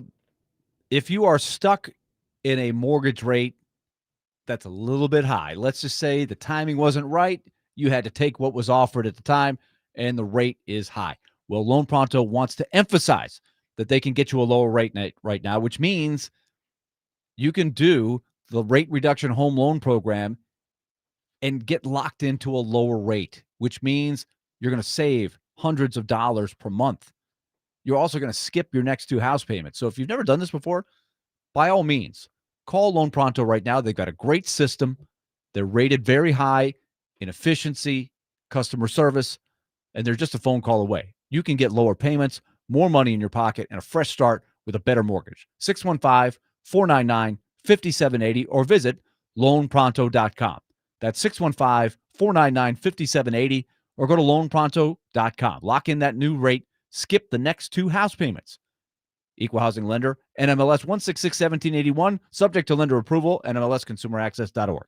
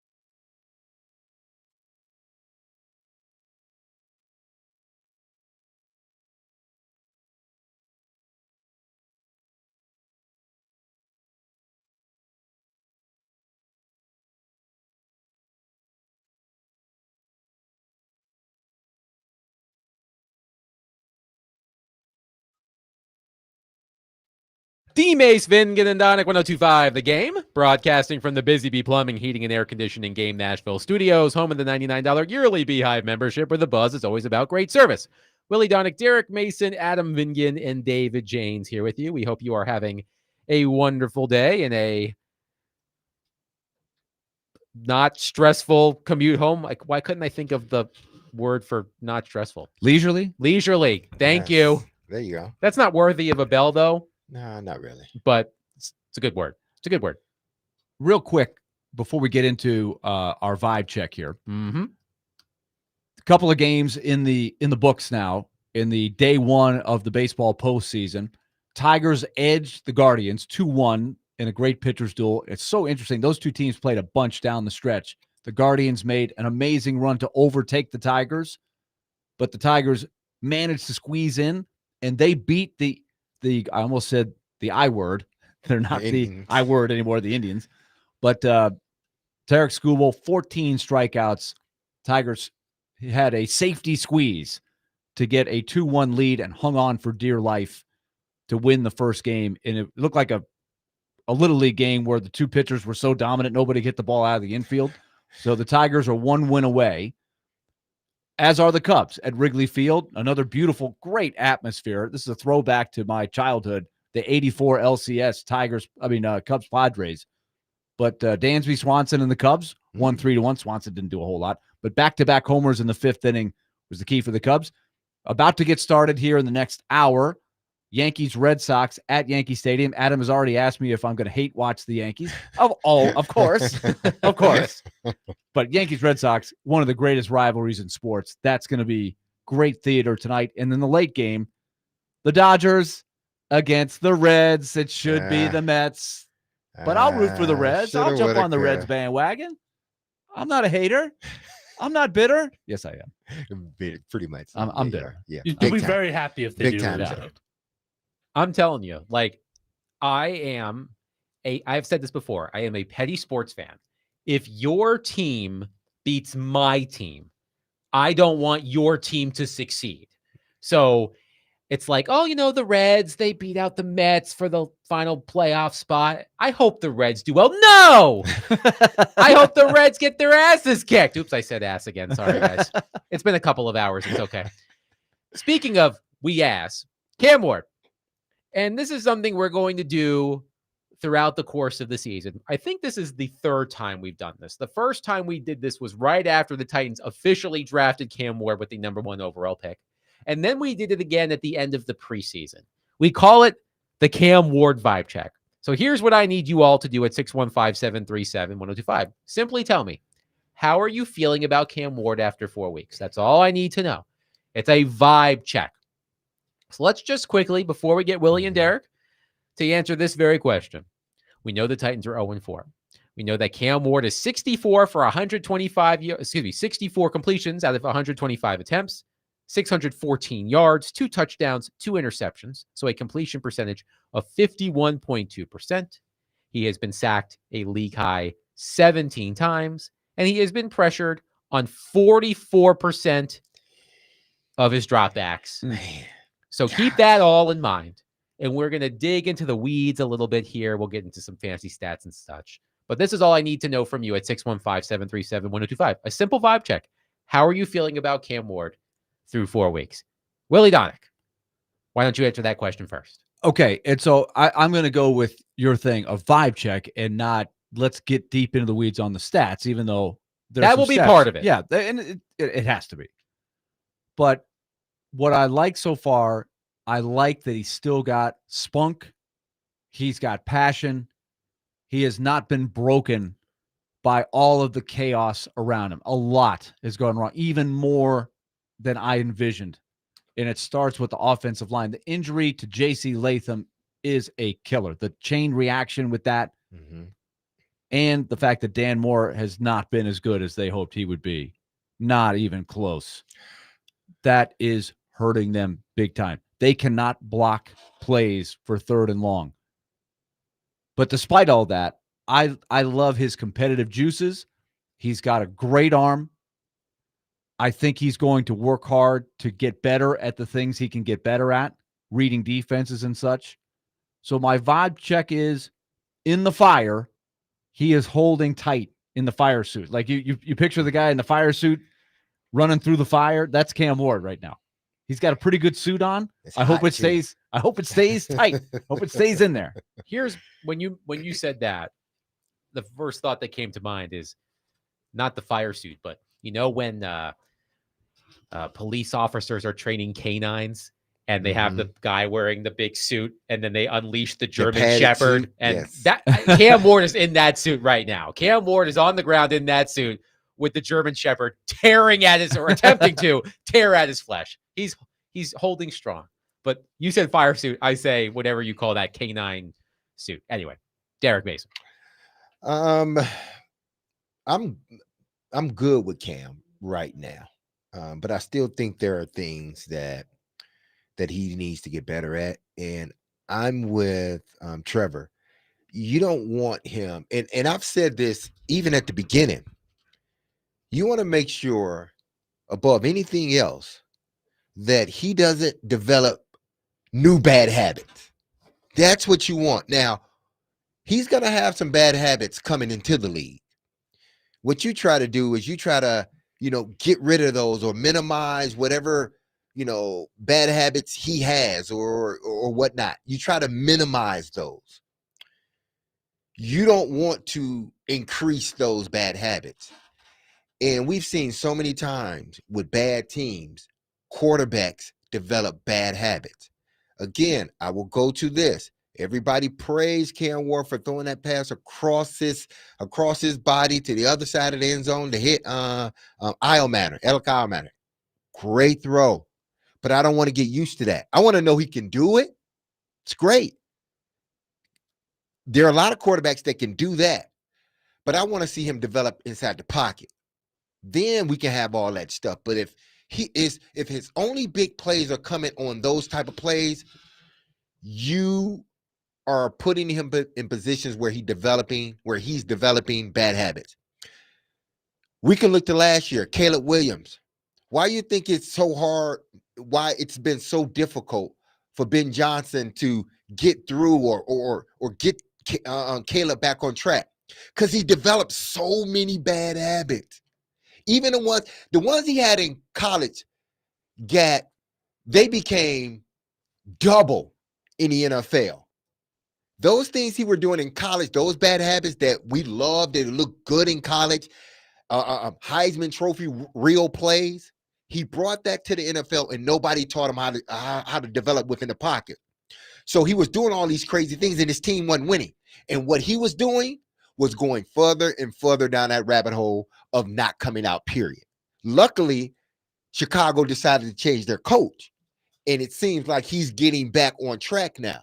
I don't want that to happen to Cam Ward. I don't want Cam Ward to take those same problems that he had in college, probably was a few bad habits that he had in college.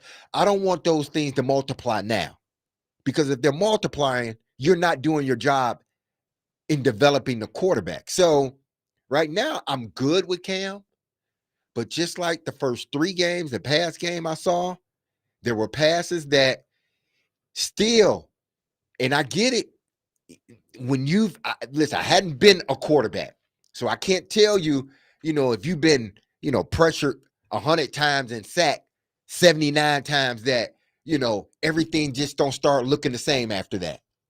And I say that because there's still few opportunities that they have in the passing game that he's turning his eyes too quickly and he's moving out too quickly. Why? Because he has no protection. And the first sign of just pressure, he's getting out of there and trying to make a play. Those are bad habits.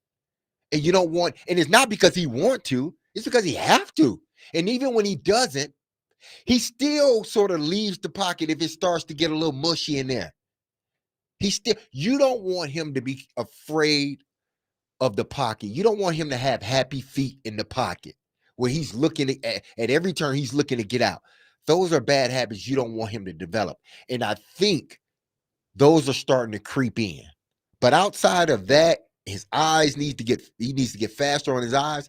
I think he can be the one, when you add more talent, he can be the one that spearheads this change on this team. But you got to get him some more talent. I think he's doing okay right now. It's not great. It's not bad. It's okay. But I just don't want him to start developing bad habits because this team is bad.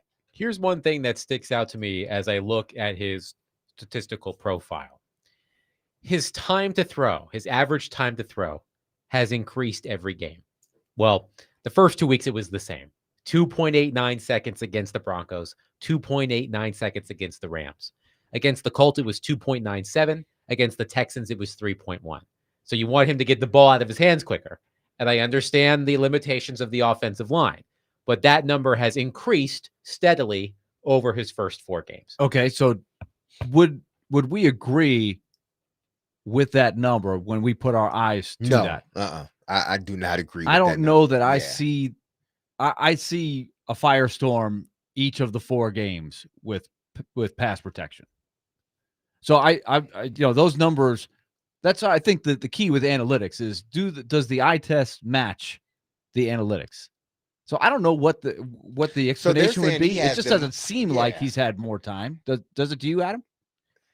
I'm not sure I'm qualified to answer that question. Right, neither am I, really, but just when we watch the game. I'm watching the game. It looks like he doesn't have I would time. trust Derek's opinion on this. Watching the game, that's why sometimes, like, I love analytics. Don't get me wrong, Adam and Willie. I love analytics. Watch the game, nerds. But I'm saying, in situations like this, you have to also watch the game, too. Because, yes, they're saying 2.3 seconds, but I'm watching the game, and I'm like, man, gosh, that was 2.3 seconds?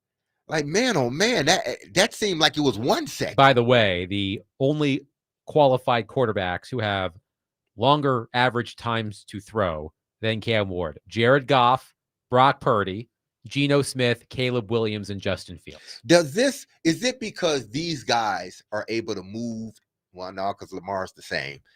But I'm thinking, how are they judging this time to throw? It's simply once you get out the pocket? No, it's simply the time from when the ball is in his hands to the time he makes a throwing motion. That's what I'm saying. So if the play is designed for 3-step drop, get it out quick. It's the time elapsed from snap to pass forward, excluding sacks.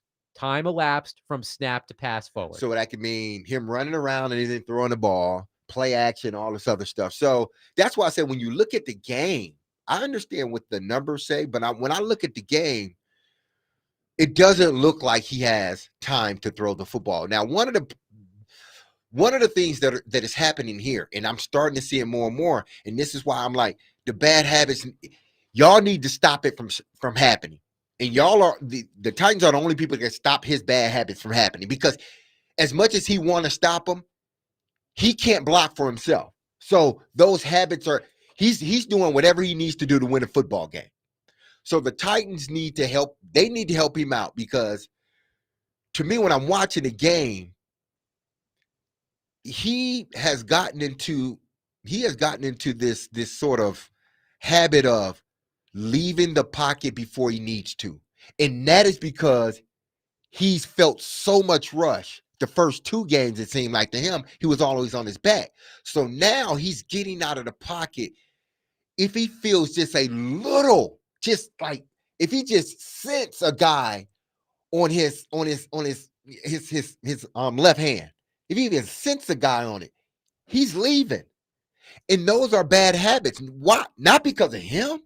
It has nothing to do. It has everything to do with the guys in front of him and what they're doing or what they're not doing. One stat from the NFL: Cam Ward has been pressured on 44% of his dropbacks, which is the 3rd highest mark in the league. When under pressure, 25.8% of those pressures have turned into sacks, the 5th highest pressure to sack ratio in the league. Ward has also lost a league high 33 expected points added on sacks this season. Now it's your turn for the vibe check. We see your text, we see your calls. We'll get to them next. 615-737-1025. It's time for our quarterly, let's call it quarterly Cam Ward vibe check. How are you feeling about him after 4 weeks? Let us know. 615-737-1025. Willie Donick, Derek Mason, Adam Vingan. We are presented by Bax Homeworks, remodeling done right. Get a free estimate at baxhomeworks.com.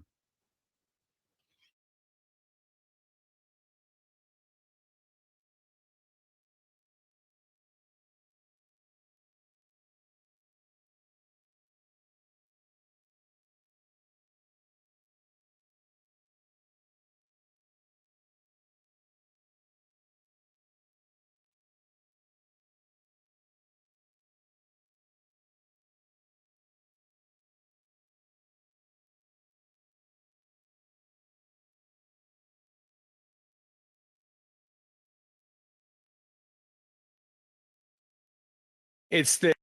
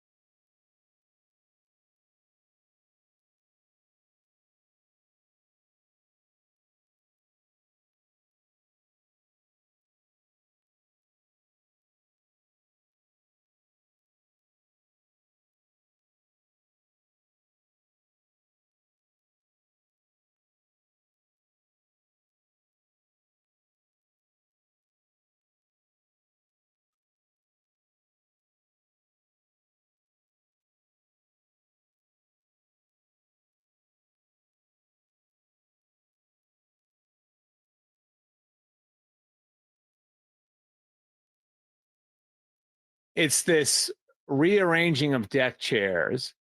And this was going into this year, it's like, okay, we finally have everything aligned. We have our young offensive minded head coach. We have our general manager who we're able to pry from Kansas City.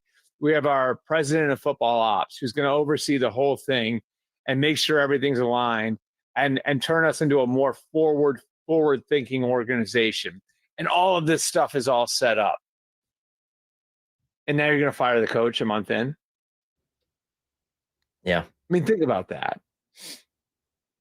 Is it best for Cam Ward at this point? Because that's the question you got to ask. But at what point does this end? You know what I mean? That was Albert Breer and Connor Orr on the MMQB podcast on Sports Illustrated. One of my favorites. It's one that I listen to every week. I think Albert Breer has done as much as any national reporter at coming in to Nashville, talking in depth with the Titans leadership about what the plan is. And so I think he has a good understanding of what they are trying to do.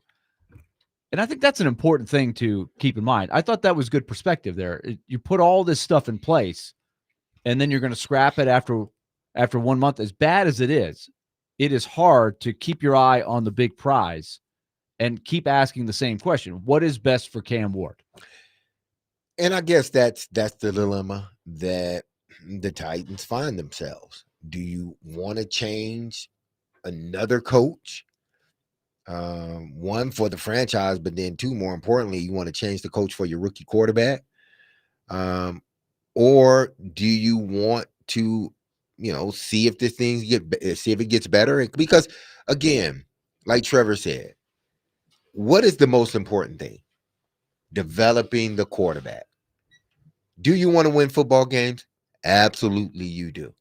Do you have a roster to win a bunch of football games? Hell, do you have the roster to win half of your football games? Probably not. So with that being said, everything from this day on should be what is best for the development of the quarterback. That's it, because that's all that matters. The development of your quarterback and how you surround him with individuals. If you don't think at the end of the season, I don't think she should do it now. I just don't. I get why people want it to be done. I understand that. But I just don't think you do it during the season. Now, would you keep an open mind to assessing things? Yes, I would. Exactly. At the end of the year. Absolutely. You may or may not want to do something to change. Something's probably going to change, but I'm talking about scrapping the whole plan and coming up with a new plan at the end of the season. Like, how would you feel about that? Because I'm with you. I want to let it play out. There's nothing to lose at this point, and the big picture is to get the high first-round pick anyway.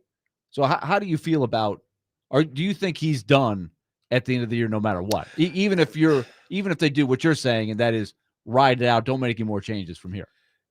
Based on, the calls and texts and everything we've been getting, everybody wants him out of here now. See, and that's the thing. Want him out of here now. Do you have the gumption? Exactly. But could they change the perception if it looks better at the end of the year? I'm not sure. It can't look much worse. Yeah, I'm not sure that. Will it change some people? I think yes. I think it will change some people. If she says, if we get a feeling, okay, they're going to let this thing ride. And I think if things start turning around, say if they win, 3, 4 games, 5 games, I think the people that are with him are going to stay with him. Meaning the fans that are with him are like, look at what he's doing. He got a bad team. He's doing the best. If you just give him a better team, he can do better. Those people are going to stay with him. The people that don't like him now, want to get rid of him now, they don't care. I don't care what happened. He can win 2 games or 3, 4 games in a row. We still want him gone. It's that middle group that's sitting there and we're like, man, I'm upset. I want my team to do better. Can they do it with him? I just want them to make the right decision. Those are the people that I think you need to really pay attention to. You let this thing play out, but all while you're letting it play out, you have to have a plan in your head. Like, yes, I'm letting this thing play out, but I'm putting things in order. So when I have to make my decision, whatever it is, when I have to make my decision, if it is to fire him, bam. We're hitting the ground running. We're not waiting. Why? You waited last time. What happened? It didn't work out for you. You waited until you got into the draft, and then you wanted to start hiring people. Well, that was 2 years ago with the GM. But in this off right now, from this point on, I am setting up 2 scenarios. One, he stays. I'm going to let it play out. I'm not firing him during the season. I'm going to let it play out. The other one is, while I'm letting this thing play out, but doesn't get any better, I'm setting up things. So again, once this season's over with, you get the Black Monday, whatever you want to call it, he's gone, and we are hitting the ground looking for our next coach. And we got people in line. We got guys on the list that we're ready to interview. Once the playoffs is over, if you're talking about a playoff coach, an assistant coach that's on a playoff team, once the playoffs is over, once they're out, we are on the phone and we are ramping this thing up very, very high. Let's go to your text, 615-737-1025 for your Cam Ward 5 checks. Tommy says, I think Cam is the real deal. The time, I think he means the time to throw, is smoke and mirrors. He's consistently running for his life. Every game reminds me of Patrick Mahomes versus the Bucs in the Super Bowl. I love Cam, but we're going to get him hurt. Let's see who else. Zach from Columbia says, I still feel good about Ward. I expected a few hiccups from him. The vibe I get from him right now is that he knows his team is not very good. I'm not so sure he even believes in his coach either. If you get that guy a receiver and can fix the line, he has a chance to be very, very good. Joey from Bellevue. Ward hasn't shown any progress. He is still struggling throwing the ball outside the numbers. He is inaccurate at times, and the easy completions look tough for him. One texter says, on a scale of 1 to 10, my vibe is a 2. I am not optimistic. I think it's a really good question to ask.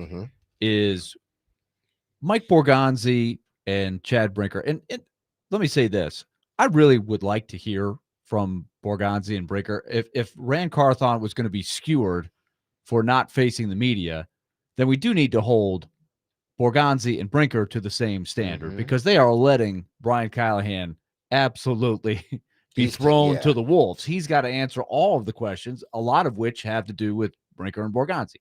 But that aside, I think a key question in this is, I think I've seen enough to think that Cam Ward can be good. The question is, how good? Can he be a guy that you win because of him, that you could win a Super Bowl with?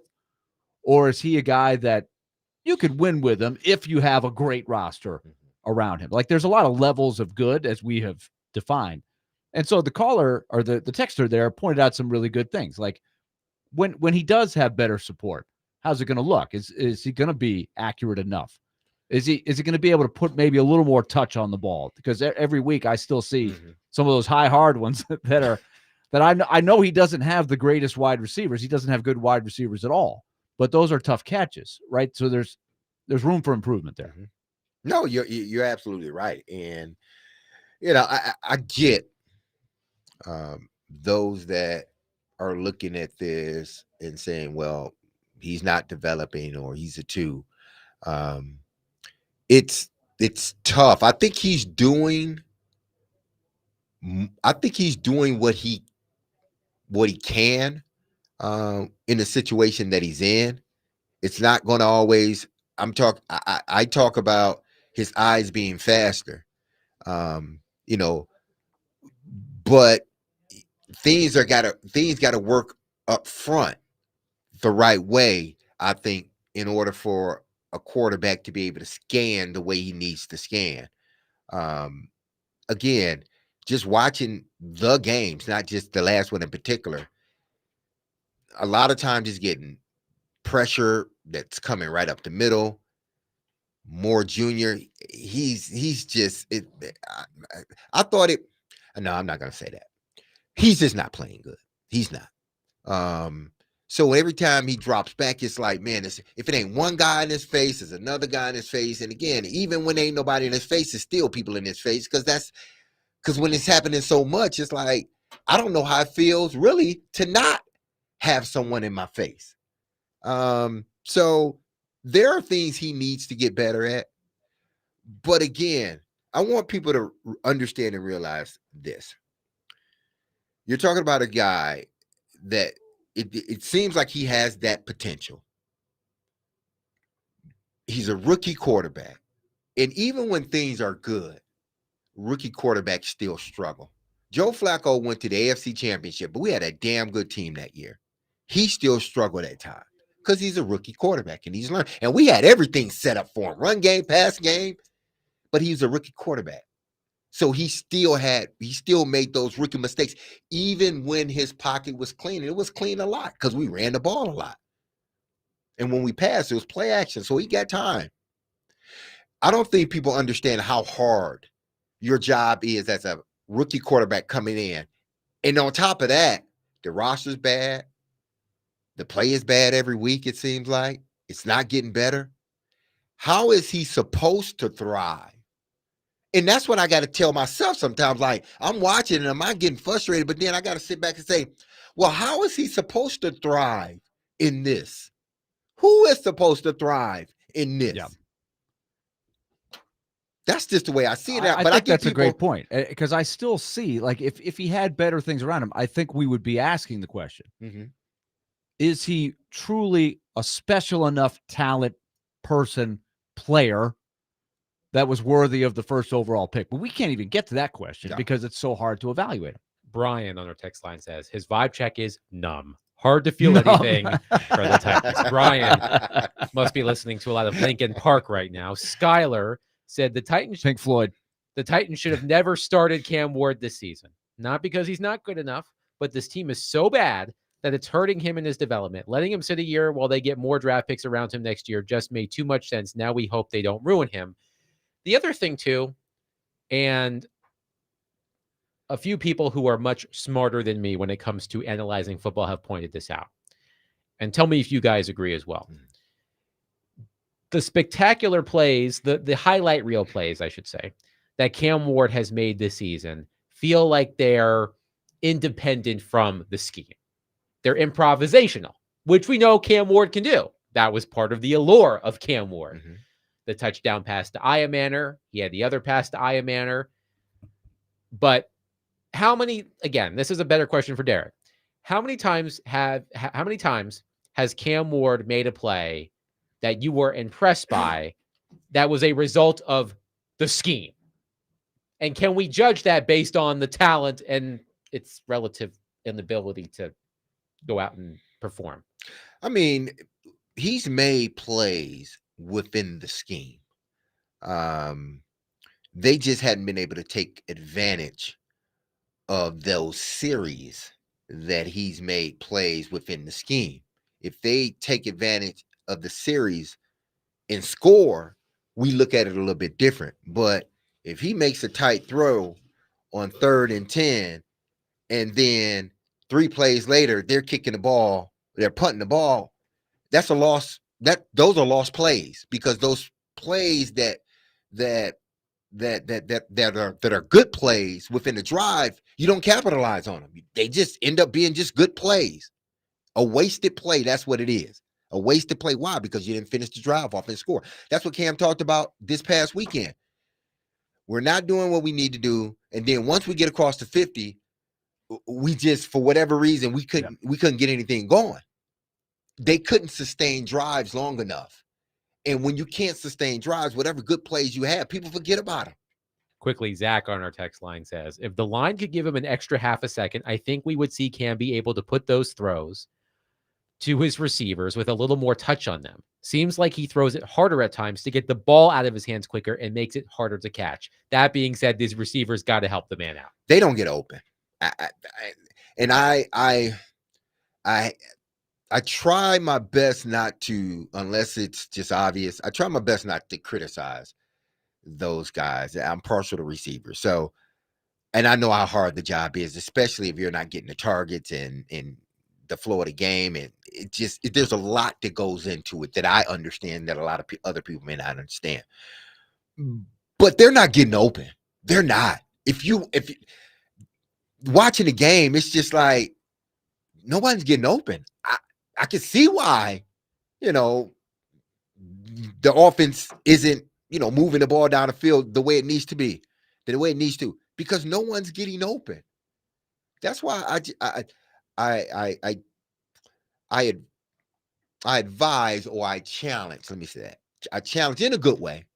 Those that love the Titans, like just watch, go on ESPN, watch the replay of the game, and you will see like there are some plays where Cam needs to get the ball out, but a lot of times his receiver's just not open, and that's the bad part it about makes it. it tough. And Yeah. just to add to the texter's point there about the offensive line, I just would love to see. I hope for their sake, for everything, that they can get Latham healthy, get Dan Moore playing a little bit better, and give and have the line looking a little bit more like the professional offensive line that they thought they might have. That is such a big part of what they've been trying to do, and it looks so much like last year. And it's because Latham has been hurt, Zeitler's been hurt, Cushenberry, all of the worst fears have come to fruition. Other than Skoronski, looks like he's taken another step forward. He's good. But Dan Moore's not as good as they hoped he would be, or at least not playing that way right now. Cushenberry's probably not all the way back. He's hopefully going to get better. Zeitler looks older. He's having trouble staying healthy. When he's out there, I think he can still be okay. And then the Latham thing is got a big domino effect because there's such a big drop-off without him in there. Could it look better if you could get those 5 guys out there playing well? 615-737-1025. We will continue the Cam Ward vibe check. So if you have any thoughts on how you feel about Cam Ward through 4 weeks, call us, text us, 615-737-1025. We will wrap up the show this way.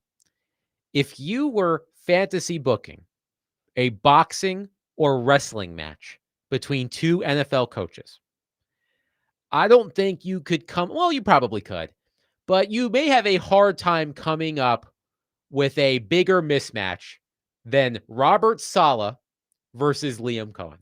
And we will discuss that coming up next. Willie Donick, Derek Mason, Adam Vingan, 1025 The Game.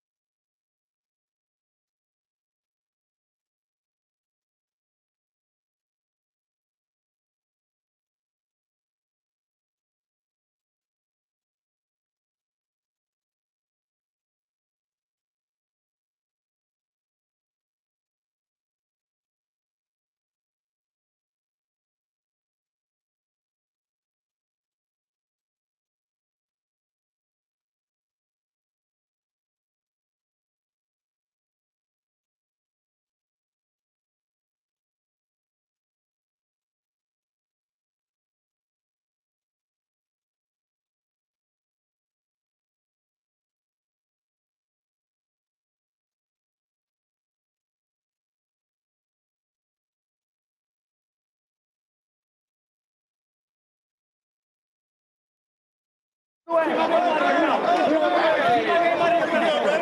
trying to compliment you. World Cup. You don't want to with me. Why is everyone hysterical laughing? Why is that so funny? Oh my! First of all, Keep walking. he don't want that smoke with Salah. Like Salah is swole, bro. Like I know Liam Cohen got a little piss and vinegar about him, but you don't want that smoke with Robert Salah. Oh man, that was an interesting storyline in the Jaguars win at San Francisco over the weekend. The Jags, by the way, 3-1. So Willie, our AFC South champion pick of the Jacksonville Jaguars. It's still got some promise, but D-Mace and the Colts, we're 3-1. 3-1. So none of the three of us picked the Texans, which is looking intriguing right now. So in case you have no idea why Liam Cohen and Robert Saleh, the ex-head coach of the New York Jets, now the defensive coordinator for the San Francisco 49ers. If you're wondering why, and if you before we get to that, if you couldn't hear the audio very well, I will do a dramatic reading. Liam Cohen, quote, "Keep my name out of your mouth. Keep my name out of your mouth. Keep my name out of your effing mouth." Robert Saleh, quote, "I was trying to compliment your ass. I will F your world up. You don't want to F with me. I will effing end your effing life." And I said to Derek Mason before the show, if someone comes up, like, if F you, whatever. If someone comes up to me and says, "I will F your world up," I am gone. I am gone. But what this stems from is Robert Saleh, before the game against the Jaguars, in the week leading up to the game against the Jaguars, had this interesting quote about the Jaguars. Quote, "They've got legally a really advanced signal stealing type system where they always find a way to put themselves in an advantageous position, so on and so forth. They're almost elite in that regard." And Liam Cohen took umbrage with that. So they met on the field at the end of the game, and it led to that. By the way, here's a headline from Pro Football Talk. Robert Saleh, "I used a poor choice of words to compliment Liam Cohen."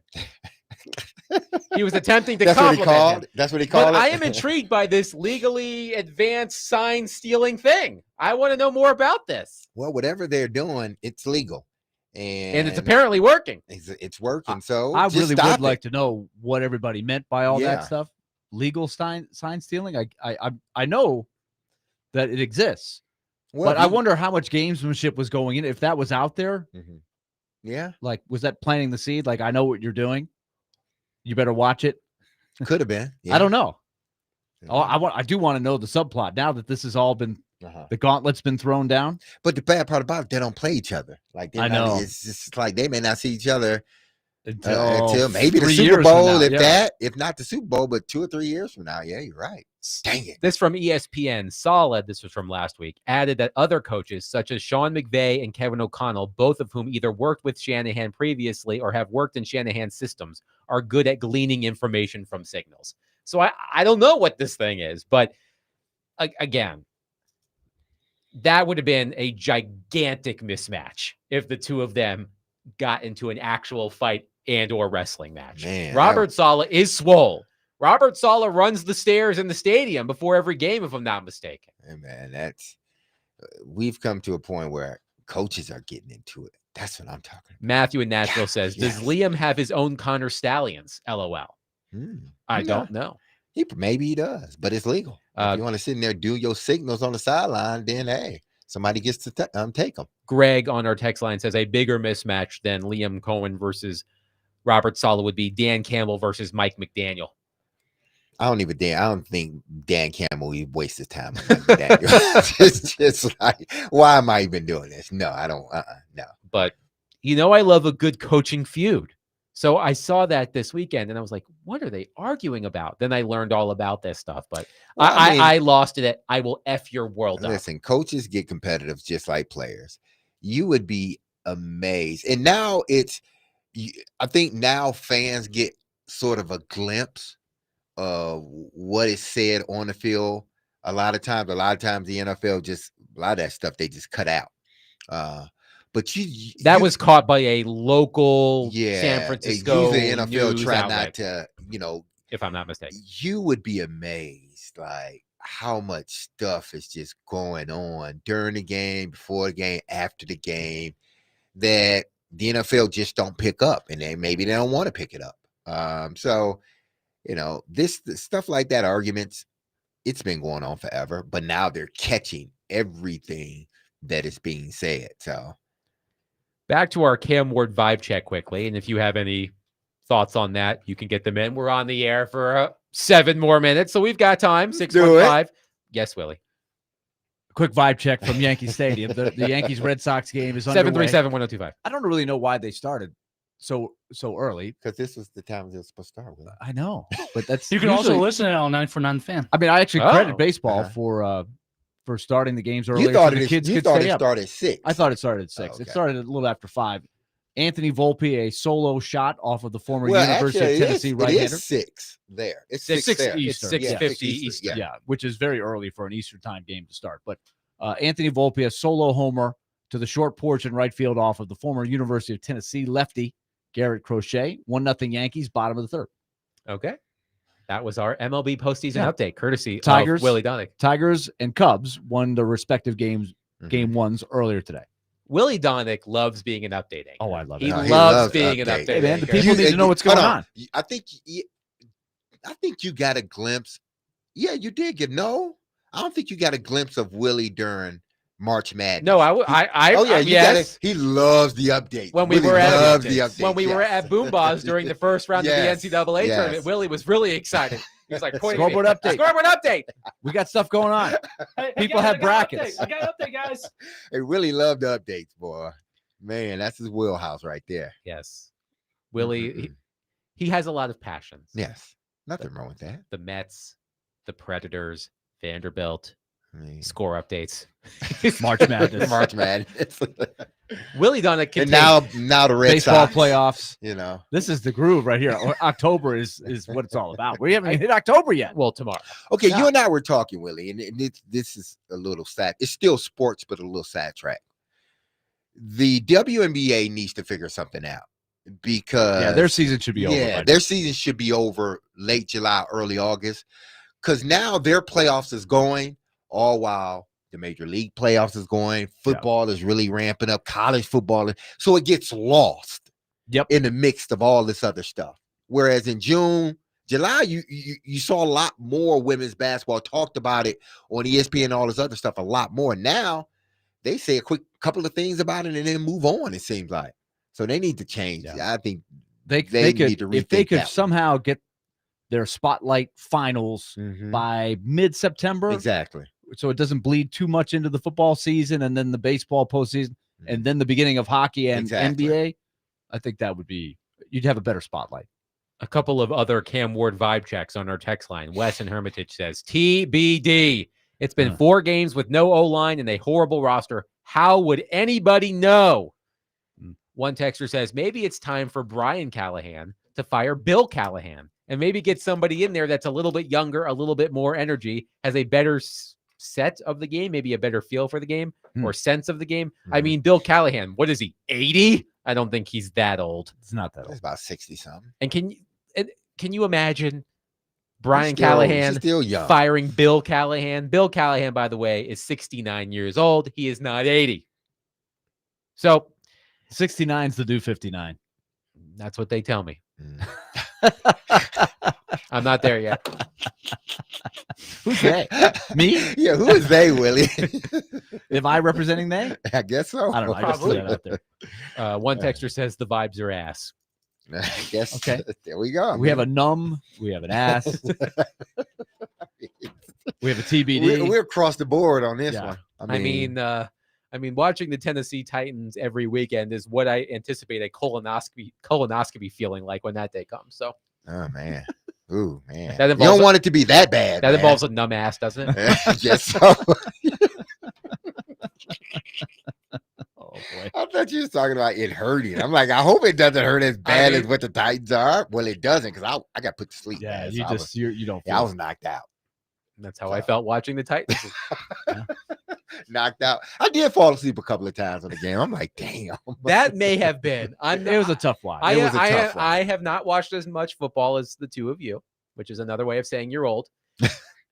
That Very old. may have been one of the worst football games I have ever seen. Ever. What an awful game. Awful. Just terrible. It was. A side note here. Another side note. Sure. I love YouTube TV now. And I complained about why is the NFL doing this? The multi-view? Yeah, but I love the multi-view. Y'all know I love the multi-view. The multi-view overwhelms me. Oh, I love the multi-view. I can't do the multi. And here's the weirdest thing about the multi-view. Have y'all seen the commercial with Vince Vaughn? And, Yes. I love that. But here's the commercial. weird thing about the multi-view. I think what it does is it determines which shows you watch a lot of. So like sometimes it's just like, here are 4 football games you can watch simultaneously. I'm like, oh, okay.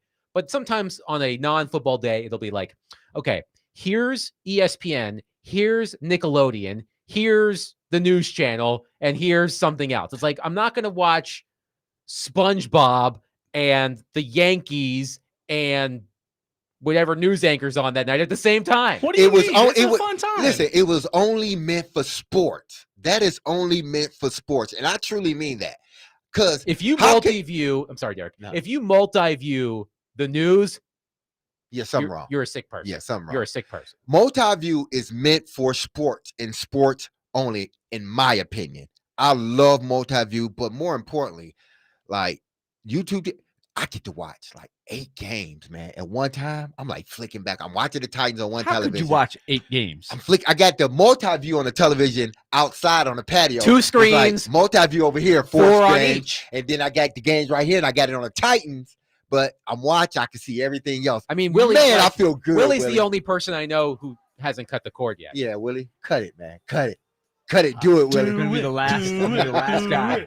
Last of the Mohicans. Oh, The last of the Mohicans. Dr. Crane is up there too. So Get rid of it, Willie. I could see Nick Frazier not being a cord cutter. But that'll do it for us today.